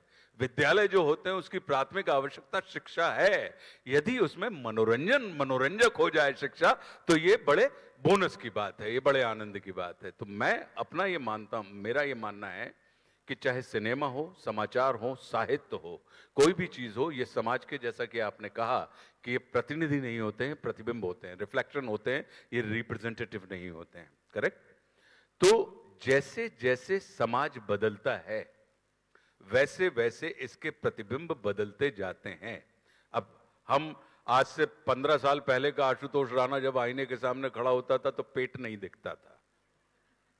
आज जब मैं खड़ा होता हूं तो मैं क्या कहने लगता हूं कि यार ये, तो मैं अपने आईने को दोष देने लगता हूं। मेरा अपना ये मानना है कि आईने में अगर जो आपका प्रतिबिंब है वो होता ही इसलिए है कि आप उस प्रतिबिंब को देखकर अपने बिंब को अगर दुरुस्त करना चाहते हैं तो दुरुस्त कर लीजिए, अन्यथा तो उसका काम यह है कि आप उसके सामने आके खड़े होंगे, वो आपको आईना दिखा देगा। इसलिए कहावत भी बनी कि उन्होंने आईना दिखा दिया, मतलब आपको आपकी सच्चाई से वाकिफ करवा दिया। तो जैसे जैसे समाज बदलता है वैसे वैसे उसकी अभिव्यक्ति के तरीके बदलते जाते हैं। तो वही चीज हो रही है कि अब जैसे दुश्मन या संघर्ष जो हमने 98-99 में की थी, उस समय ये ऑफ बीट फिल्में मानी जाती थी, लेकिन आज वो मेन स्ट्रीम सिनेमा हो गया। उस किस्म की कहानी जो है या उस किस्म का अभिनय जो है उसको लोग मेन स्ट्रीम सिनेमा में उसको अप्रिशिएट करने लगे हैं लोग। वो तो हम भाग्यशाली हैं कि हम उस दौर में जब ये ऑफ बीट मानी जाती थी तब भी बच के निकल गए और अप्रिसिएशन मिल गया, क्योंकि गुरु कृपा थी हमारे ऊपर। लेकिन बड़ा जोखिम का काम था उस समय। तो मेरा अपना यही मानना है कि चूंकि अभिव्यक्ति के माध्यम होते हैं, लेखन बदल गया, लिखने के तरीके हमारे बदल गए। अब अगर हम ये कहें कि देखिए जो प्रेमचंद जी लिखते थे, जो निराला जी लिखते थे, जो जयशंकर प्रसाद लिखते थे, अब वो आज की तारीख में नहीं लिखा जा रहा, क्योंकि उस समय सामूहिक सोच, साहित्य का मतलब क्या होता है? साहित्य का मतलब ये होता है सबका हित, जिसमें सबको, अभिनेता क्या करता है? वो परानुभूति को स्वानुभूति बनाकर प्रस्तुत कर देता है, और लेखक क्या करता है? वो स्वानुभूति को परानुभूति बनाकर प्रस्तुत कर देता है। तो इस तरीके से ये हैं दोनों ही अभिव्यक्ति के खेल। तो जैसे धीरे, अब समाचार हम देखें, समाचारों के तरीके बदल गए। पहले क्या होता था कि हमने और आपने देखा होगा कि सीबी रमन या अश्विनी कौर जो होती थी, बिल्कुल स्ट्रेट फेस से, बिल्कुल धीरे से समाचार पढ़ते थे DD1 पे, न्यूज पे। आप लोगों को याद होगा, मुझे याद है, आपको याद नहीं होगा। आज की तारीख में समाचार भी बड़े एंटरटेनिंग हो गए हैं। आपने जितने भी एंकर देखे होंगे उनके अंदर आपको जज्बात और उनके अंदर एक किस्म की नाटकीयता आपको दिखाई देती होगी। तो मेरा कहने का अर्थ यह है कि जैसे जैसे चीजें बदलती हैं वैसे वैसे हमारी अभिव्यक्ति के तरीकों में परिवर्तन होते रहता है। तो अगर हमको लगता है कि यार ये अभिव्यक्ति उचित नहीं है, नीतिपूर्ण नहीं है, तो कहीं ना कहीं उस अभिव्यक्ति के तरीके को देख के, प्रतिबिंब को देख के, हमें अपने बिंब के ऊपर थोड़ा विचार करके उसको सुधार लेना चाहिए। जैसे ही बिंब सुधरेगा आप देखेंगे कि प्रतिबिंब सुधरते जाएंगे। तो अपना मेरा मानना है कि अब पहले क्या होता था कि पहले सिर्फ सिनेमा होता था, बाद में क्या आ गया? बोले टेलीविजन। जब हम लोग आए इंडस्ट्री में तो हम सौभाग्यशाली थे कि हमें सिनेमा के साथ साथ टेलीविजन भी एक माध्यम था जहां पे हम अपने अभिनेता को स्थापित कर सकते थे। फिर दौर क्या आया? बोले कि साहब अब OTT भी आ गया, तो आपके और प्रोस्पेक्ट्स खुल गए। अब क्या हो गया? बोले अब आपको ना कोई अगर OTT में आपको कास्ट भी नहीं कर रहा है, फिल्म में भी कास्ट नहीं कर रहा है, टेलीविजन पे भी कास्ट नहीं करता है, आप बिल्कुल चिंता मत करिए। अगर अब आप रील बनाते हैं और रील के सुपरस्टार हो जाते हैं तो आप अपने आप कहीं ना कहीं आपकी पहचान बन जाएगी। तो अब रीलें आने लगी हैं। तो अगर हम उनको देखेंगे तो हम ये पाएंगे कि चूंकि अभिव्यक्ति के माध्यम खुलते चले गए, बढ़ते चले गए, इस वजह से भिन्न किस्म की अभिव्यक्तियां हमको निरंतर देखने मिलती रहती हैं। चूंकि घर में, परिवार में सबसे बड़ा सिनेमा है, तो इसलिए हमारी पूरी की पूरी, अगर पंकज जी के घर में किसी भी किस्म की अगर कोई चर्चा होगी तो सबसे पहले बाबूजी की चर्चा की जाएगी। तो ऐसे ही सिनेमा होता है कि बाबूजी की चर्चा हम करते हैं कि बाबूजी कितने बदल गए।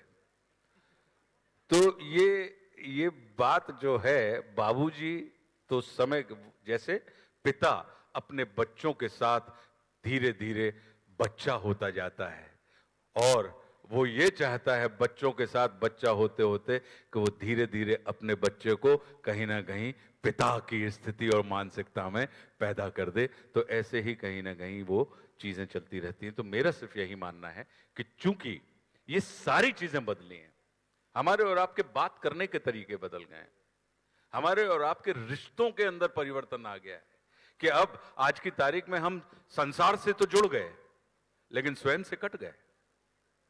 तो जब हम स्वयं से कट गए, आप और हम देखेंगे कि बोले कितने फॉलोअर हैं आपके।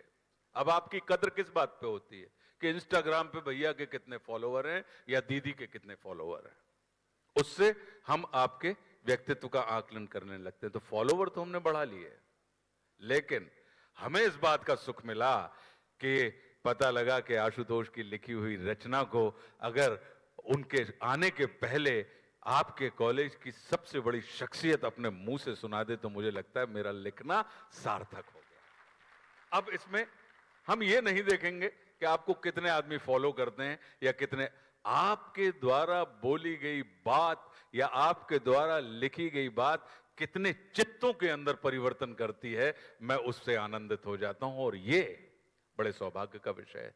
तो मेरा अपना यही मानना है कि चूंकि समय बदलता है, युग बदलता है, और इस वजह से हमारी अभिव्यक्ति के तरीके भी बदलते चले जाते हैं। तो ये बदलाव जो है वो कहीं ना कहीं हम और आप महसूस करते रहते हैं। और हमको हमेशा ध्यान रखिएगा, हर व्यक्ति को अपना अतीत बहुत सुंदर लगता है, और वर्तमान और आने वाली पीढ़ी उनको उसमें हमेशा ऐब दिखाई देते हैं। मेरा अपना ये मैं अगर अपने स्ट्रगल की बात करने लगूंगा, संघर्ष के दौर की, तो अब मैं ग्लोरीफाई करके बताऊंगा कि मेरे पास देखिए काम नहीं था, और बिल्कुल जब मैं एक सीन का रोल करता था, और मैंने, जब तुम कर रहे थे आशुतोष, क्या इतने ही आनंद में थे जितने आनंद से तुम उसको ग्लोरीफाई करके बता रहे हो।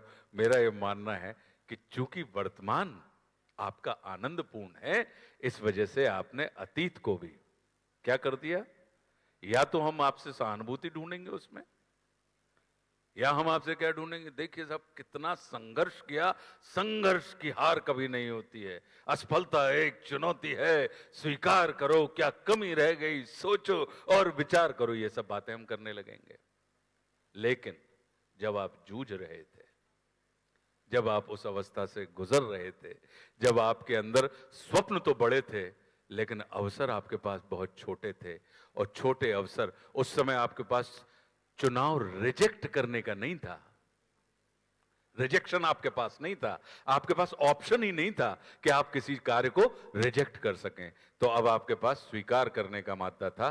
तो उस समय आपने किस मानसिकता के साथ उस बात को स्वीकार किया, उसके ऊपर निर्भर करती है वो तमाम चीज कि क्या आपने बहुत अवसादग्रस्त होकर उस अवसर को स्वीकार किया, या ये मान के चले कि स्वप्न तो बड़े हैं लेकिन क्या करें, तो बोले कि साहब अवसर हमेशा छोटे होते हैं लेकिन परिणाम उसके विलक्षण होते हैं।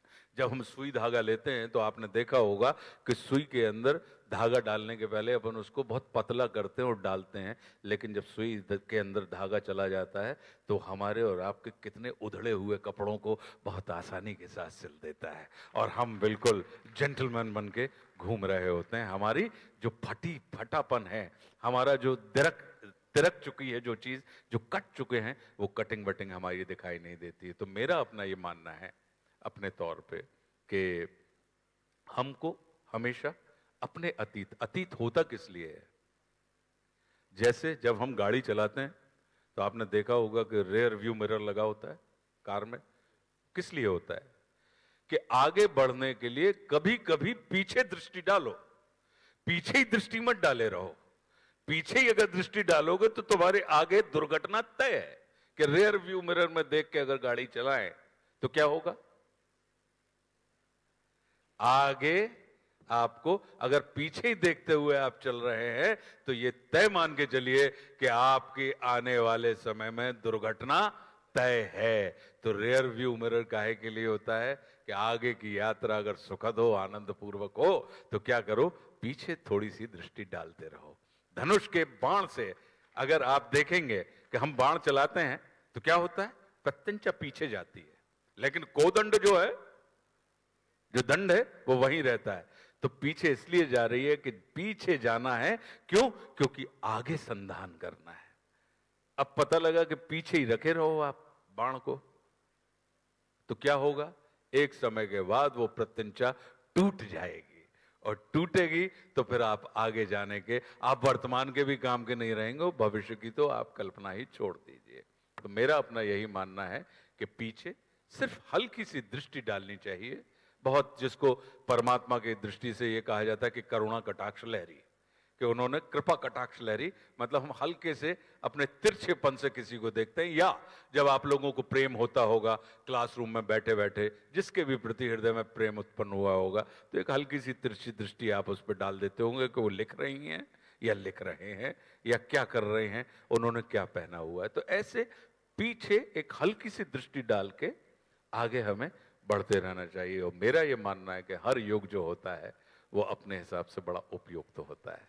हमें जो परिस्थितियां मिली वो उस समय के हिसाब से बड़ी अनुकूल थी। आपको जो परिस्थितियां मिली वो आपके समय के हिसाब से बहुत अनुकूल थी।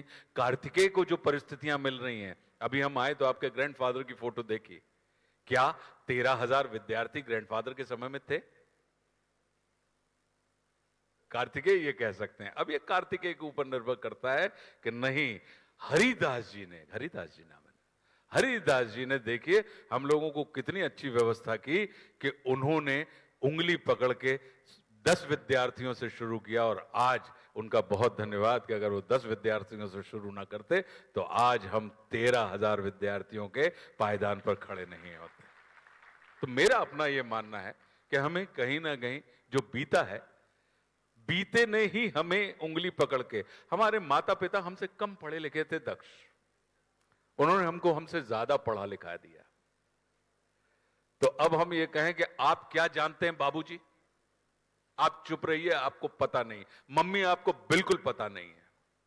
मम्मी मान जाएगी क्योंकि वो आपसे प्रेम करती हैं, आपको उन्होंने जन्म दिया है, लेकिन वो मन ही मन मां सोचती है कि बेटा, इस अनपढ़ मां ने एक बच्चे को इतना बड़ा पढ़ा लिखा दिया कि आज ये बच्चा उसको अनपढ़ होने का एहसास कराता है। और फिर वो प्रतीक्षा करती कि हम देखते हैं बेटा कि अब पढ़ी लिखी कोख से तुम कितना पढ़ा और बढ़ा सकते हो।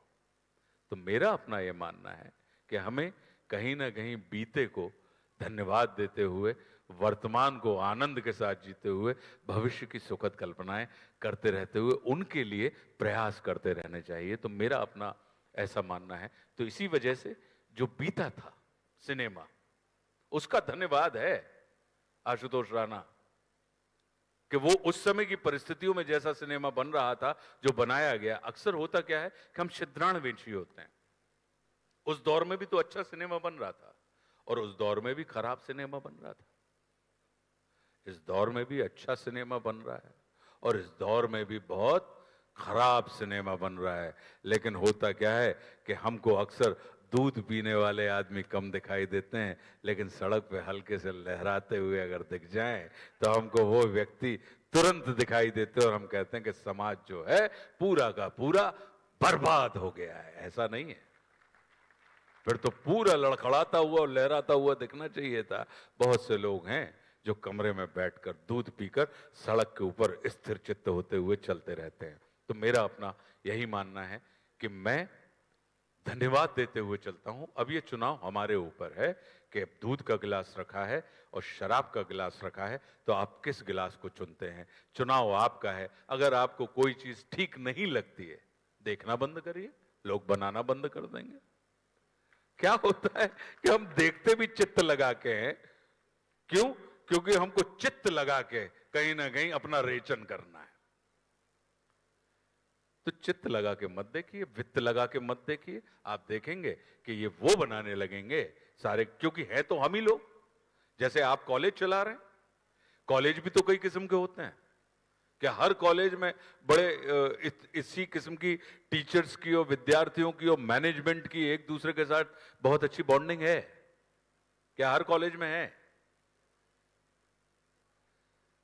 तो कॉलेज तो वही है, आपका कैरिकुलम वही है, आपका सिलेबस वही है, आपके संस्थान उन्होंने क्या बोले कि इंजीनियरिंग है और मैनेजमेंट का है।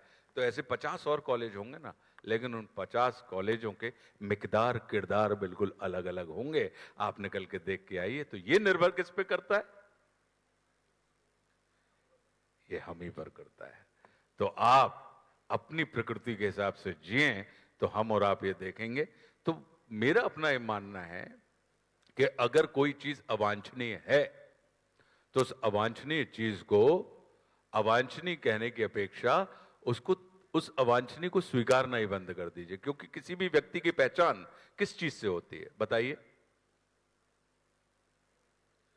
आपके द्वारा संग्रह किए गए पदार्थों से आपकी पहचान होती है। किसी कबाड़ी वाले के यहां चले जाओ, भले ही वो अरबपति हो गए, हम क्या कहते हैं? अरे सब कबाड़ी वाला है। अरबपति हो गए, लेकिन क्या कहते हैं? किसी रद्दी वाले के यहां चले जाओ, अरबपति हो गए, लेकिन हम क्या कहते हैं? रद्दी वाले हैं। हमारे मित्र हैं ये रद्दी वाले हैं। किसी फूल वाले के यहां चले जाओ, इत्र बेचने वाले के यहां, तो हम क्या कहते हैं? गंधी जी हैं। तो हमारे द्वारा एकत्र किए गए पदार्थ से ही हमारे व्यक्तित्व का परिचय प्राप्त होता है। तो मेरा अपना यह मानना है कि जैसे शेर दहाड़ता है, हाथी चिंगाड़ता है, कुत्ता भौंकता है, तो हमारी अभिव्यक्ति ही हमारे व्यक्तित्व की पहचान होती है। मान लो शेर म्याऊं करने लगे, तो क्या उसको आप शेर कहेंगे? उसकी खाल उतार के हम देखेंगे कहीं ये बिल्ली तो नहीं है। ऐसा करते हैं कि नहीं करते हैं? अचानक हाथी भौंकने लगे, आपको क्या लगेगा कि नहीं ये फैंसी ड्रेस कंपटीशन में आया होगा? ये है एक्चुअली इसने हाथी की पोशाक पहनी हुई है। तो हमारे व्यक्तित्व की जो मूल पहचान होती है वो हमारी अभिव्यक्ति होती है, और अभिव्यक्ति के ऊपर किसी अन्य का अधिकार नहीं है। अभिव्यक्ति के ऊपर पूरा का पूरा हमारा अधिकार है, हमारा नियंत्रण है। तो अगर हम अपनी अभिव्यक्ति को आनंद पूर्वक, जैसी हम अपना परिचय या अपना स्थान बनाना चाहते हैं, अगर वैसी अभिव्यक्तियां करने लगें, तो आप विश्वास कीजिए आपको और हमको इस किस्म की झंझट, ये बड़ा अद्भुत देश है अपना।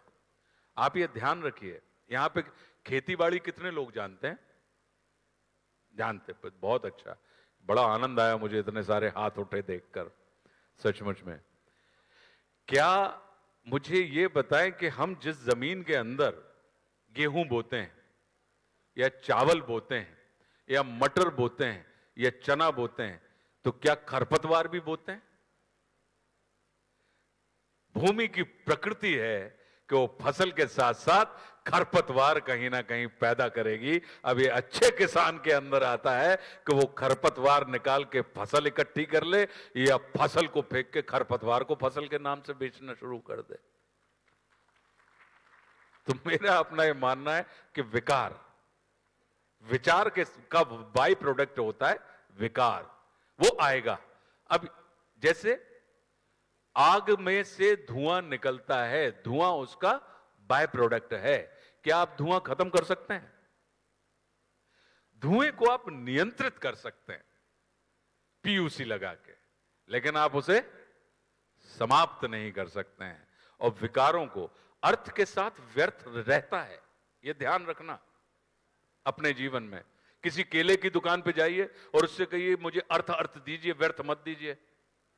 वो क्या कहेगा कि भैया अगर आपको अर्थ लेना है तो व्यर्थ को ले जाना पड़ेगा आपको। आप बोले कि भाई पंकज जी के पास आए, उन्होंने कहा सुनो अर्थ अंदर होता है, व्यर्थ बाहर होता है। तो आपने केले का छिलका उतारा और आपने उसमें से अर्थ अर्थ ग्रहण कर लिया और व्यर्थ फेंक दिया। अब ये आपके ऊपर निर्भर है कि आप उसका पल्प फेंक दें और छिलका खा लें, या पल्प उसका खा लें और छिलके को आप फेंक दें। लेकिन ध्यान रखना, जब आप उस छिलके को फेंकते हैं तो वो व्यर्थ अपने साथ थोड़ा सा अर्थ छिपा के ले ही जाता है। वो व्यर्थ कभी भी बिना अर्थ के मौजूद नहीं होता और अर्थ कभी भी बिना व्यर्थ के उपस्थित नहीं रहता। और उस व्यर्थ की खोल का क्या मतलब है? बोले कि अगर आप अर्थ को, शुद्ध अर्थ को अगर नंगे हाथों से छू लेंगे तो आपके हाथ गंदे हो जाएंगे, आपको हाथ धोने पड़ते हैं। तो उन्होंने क्या कहा? बोले कि व्यर्थ की उपयोगिता यह है कि उसकी खोल में, उसके अंदर प्रच्छन्न छिपे हुए अर्थ को धीरे धीरे ग्रहण कर लो, ताकि तुम्हारे हाथ गंदे ना हो, हाथ धोने की जरूरत ना पड़े और अर्थ भी आप धारण कर सकें और व्यर्थ के साथ उसको आप छिलके को डस्टबिन का रास्ता दिखा सकें। जब आपको चावल चाहिए होता है तो क्या बोना पड़ता है? धान, है ना? तो जो निकला हुआ चावल है यदि हम वो जमीन में डाल दें तो क्या होगा? पैदावार होगी? नहीं होगी, वो निकला हुआ चावल भी बर्बाद हो जाएगा आपका। तो कहने का अर्थ है कि संतति के लिए अर्थ के साथ व्यर्थ का जुड़ाव, सकार के साथ नकार का जुड़ाव परम आवश्यक है। सकार और नकार तब मिलते हैं तब कहीं ना कहीं आपका सृजन हो जाता है। अब ये हमारे ऊपर निर्भर करता है कि उसमें से हम नकार को फेंक के सकार को स्वीकार करें या सकार को फेंक के नकार को स्वीकार करें। ये कहा जाता है दक्ष कि घी कहां से मिलता है? घी कहां होता है? बताओ तो, बड़े साइलेंट बच्चे हो। घी निकलता काहे में से? दूध में से, है ना? दूध में से निकलता है। अब मैं आपको रोटी रख दूं और कहूं कि घी चुपड़ लो, तो क्या दूध में चुपड़ के घी मिल जाएगा आपको? नहीं मिलेगा। तो इसका मतलब क्या है कि वो घी जो है वो छिपा हुआ है। किसमें? उस दूध में। तो उस निराकार घी को यदि साकार करना हो तो शुद्ध दूध को पहले विकार डाल के फाड़ना पड़ता है, और जब आप उसमें विकार डालते हैं तो वो दही के रूप में कन्वर्ट होता है। और दही को जब आप बिलोते हैं, भांजते हैं, तो उसमें से निकलने वाला पता लगा मही भी निकला और उसमें से निकला हुआ मक्खन भी आया। मक्खन को आपने तपा के घी में कन्वर्ट कर दिया। तो निराकार को यदि साकार करना है तो विकार की आवश्यकता होती है, लेकिन सिर्फ पूरा का पूरा विकार ना करें। विकार को उचित प्रमाण में उसके साथ मिलाइए तो आप देखेंगे कि आपके विचार कहीं ना कहीं आपको परिष्कृत करने का कार्य कर रहे हैं। तो मैं विकारों का विरोधी नहीं हूं। मेरा अपना यह मानना है कि विकार हमारी प्रकृति है, विचार के साथ साथ विकार आएगा। अब यह हमारे ऊपर निर्भर है कि उसमें हम कैसे बहुत बारीकी से उचित प्रमाण में उस विकार को मिलाएं, ताकि उसमें प्रच्छन्न जो दूध को अमृत क्यों कहा जाता है? घी के कारण, कि चूंकि उसके अंदर वो घी होता है मक्खन के तौर पे, इसलिए उसको अमृत कहा जाता है। अगर उसमें से वो निकाल लिया जाए तो स्किम्ड मिल्क आज की तारीख में बहुत चल रहा है, लेकिन आओ लच्छू जाओ लच्छू ने हित कच्छू ने होता कच्छू, अंग को नहीं लगता, ऐसा होता है ना। तो हमारा अपना यही मानना है कि अगर जीवन को हम बहुत सरलता के साथ देखें, बहुत अच्छे, तो हर आदमी में होते हैं 10-20 आदमी, जिसको भी देखिए कई बार देखिए, आपको आनंद मिलता रहेगा। आप देखेंगे कि जहां सकार है वहीं की, जब आपने कहा अंधेरा मिटा दो तो बोले कैसे मिटाएं? बोले दीपक जला दीजिए। तो ध्यान रखना, जब हम दीपक जलाते हैं तो अंधेरा कहाँ चला जाता है? सिमट के दीपक के तल में ही समा जाता है। तो प्रकाश की जड़ में भी कहीं ना कहीं अंधकार छिपा हुआ होता है। वो मिटाता नहीं है, पूरे अंधेरे को नहीं मिटाता, वो कुछ अंधेरे को अपनी जड़ में, दिया तले अंधेरे की जो बात हम और आप करते हैं तो जड़ में सिमट जाता है। तो मेरा अपना यही मानना है मेरे भाई। तो हर युग की अपनी दास्तान होती है। कहां पे बात चल रही थी? हम रो में बहते चले गए, क्षमा चाहते हैं। हाँ, एक बार जोरदार तालियां हो जाए सर के लिए। आर्ट ऑफ स्टोरी टेलिंग अगर किसी से सीखनी है तो उसकी मास्टर क्लास मुझे यहाँ पे उनके साथ में बैठ के मिल रही है।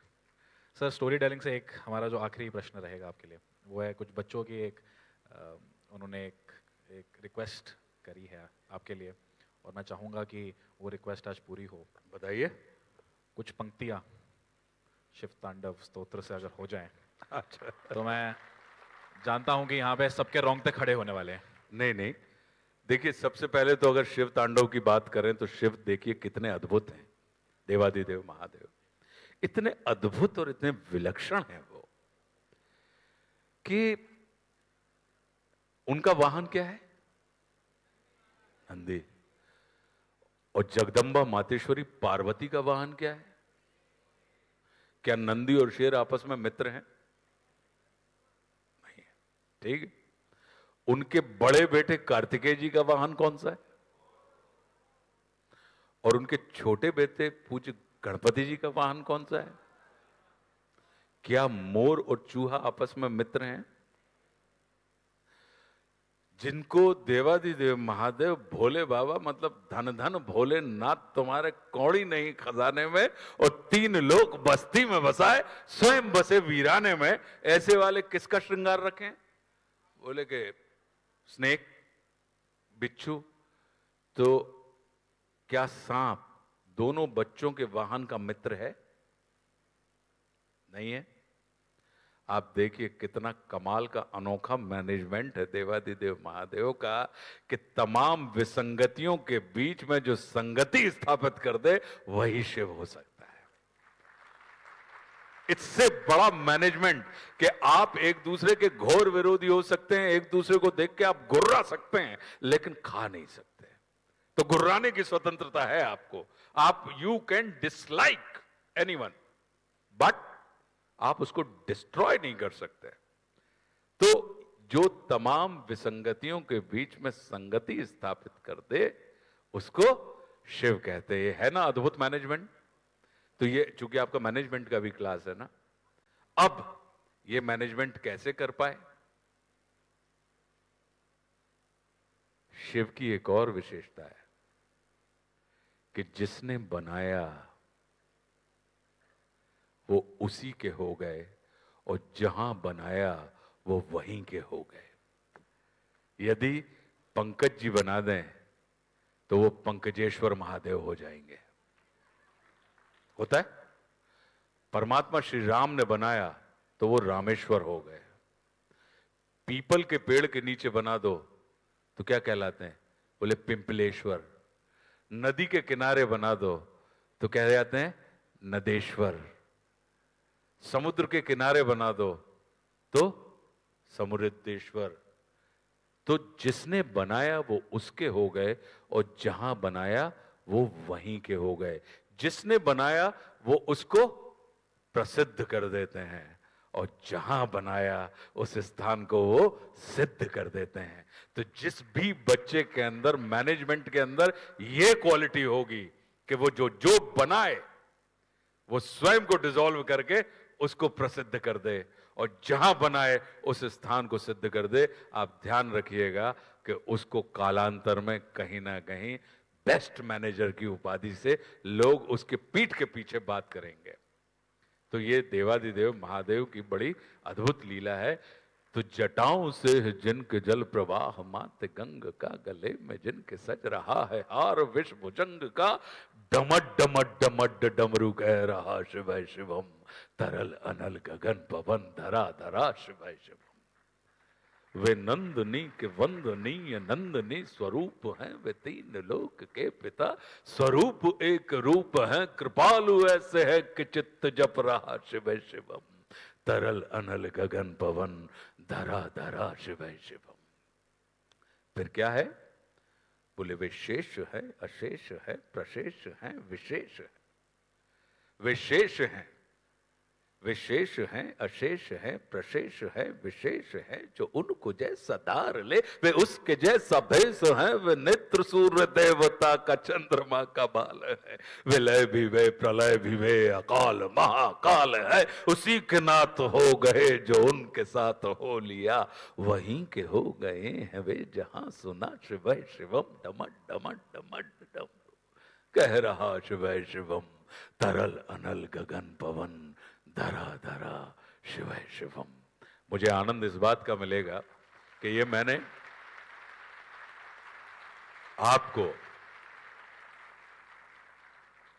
आपको कुछ पद इसके सुनाए हैं, लेकिन पंचतंत्र वन जो मेरा अपना YouTube चैनल है उसके ऊपर इसके पूरे 16 पद हैं।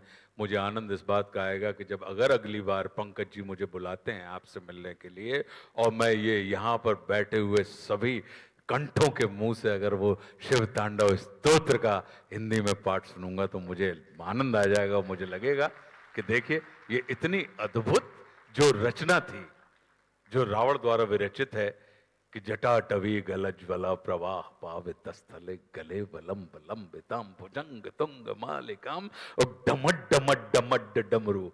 वो जो उन्होंने लिखा था भाषा की कठिनता के कारण हमारे और आपके कंठ का आभूषण नहीं बन पा रही थी ये इतनी अद्भुत शिव स्तुति, तो इस वजह से उसका हिंदी में भावानुवाद किया गया था।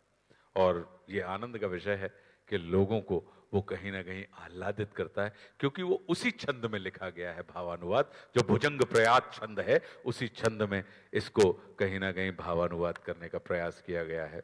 तो मुझे आनंद आएगा कि जब पता लगा हम पहुंचे और पूरे के पूरे कितनी कैपेसिटी है, 700 600 590 मोर देन 1100। तो अगर 1100 कंठों से पता लगा कि ये जो शिव तांडव है हिंदी का अगर सुनाई पड़ेगा, मैडम तो बताएंगी, मैडम ने तैयार हो गई सामने जो बैठी हैं। हाँ, ये सब इन्होंने बहुत जोर से सर हिलाया है।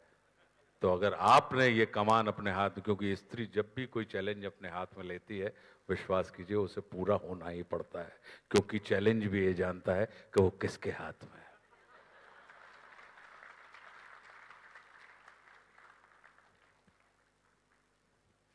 धन्यवाद है सर, बहुत बहुत धन्यवाद आपका। एक बारी I think he deserves a standing ovation from everybody. नहीं, कुछ नहीं, मैं सिर्फ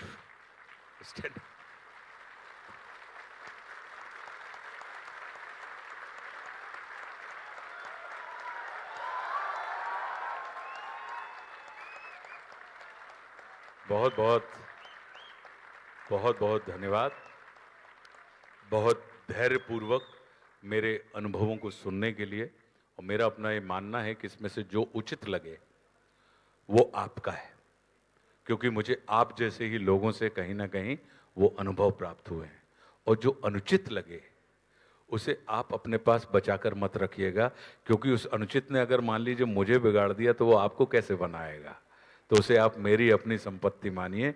कि कभी कभी होता है ना कि कुछ बच्चे थोड़े से सफलता के अहंकार में ऐसे हो जाते हैं कि नई नई गाड़ी ली हो और वो हॉर्न बजाते हुए निकलते हैं, फ्लॉन्ट करते हुए निकलते हैं। तो आप उसको यही मान के चलिए कि गुरु कृपा से जैसा आशुतोष को जो शेष था, अगर उसको एक विशेष दर्जा मिला जिसकी कोई पहचान नहीं थी, अगर गुरु कृपा से उसे पहचान मिली तो वो फ्लॉन्ट कर रहा है इसलिए कुछ भी बोलते हुए चला गया। तो उन विचारों को आप एक तरफ कर दीजिएगा। जो अच्छा लगे वो आपका है, क्योंकि वो कहीं ना कहीं आप जैसे लोगों से ही हमें मिला था। तो बहुत बहुत धन्यवाद, प्रणाम।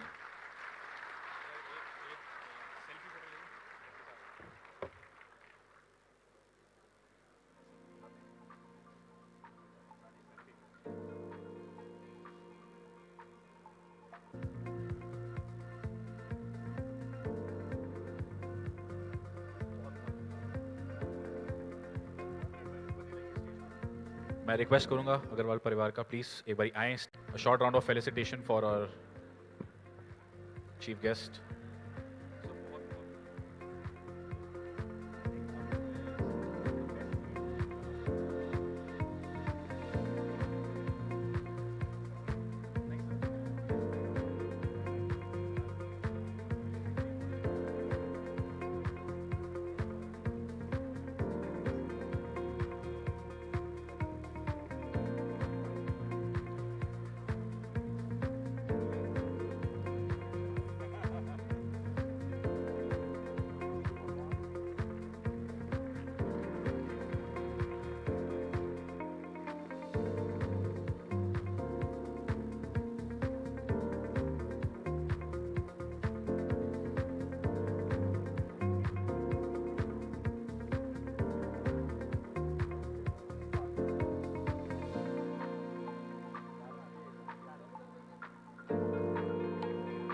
आप सभी की तालियां रुकनी नहीं चाहिए.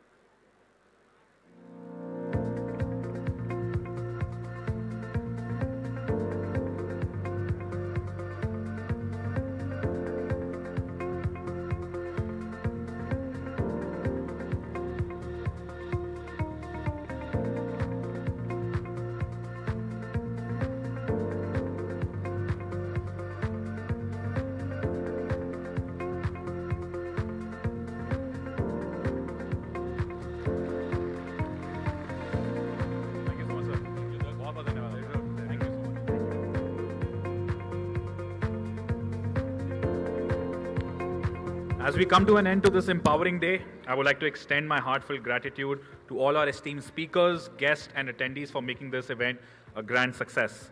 Let us carry forward the inspiration we've gathered today and continue championing the voices and achievements of women everywhere. Thank you once again and have a wonderful afternoon. Thank you and Jai Hind.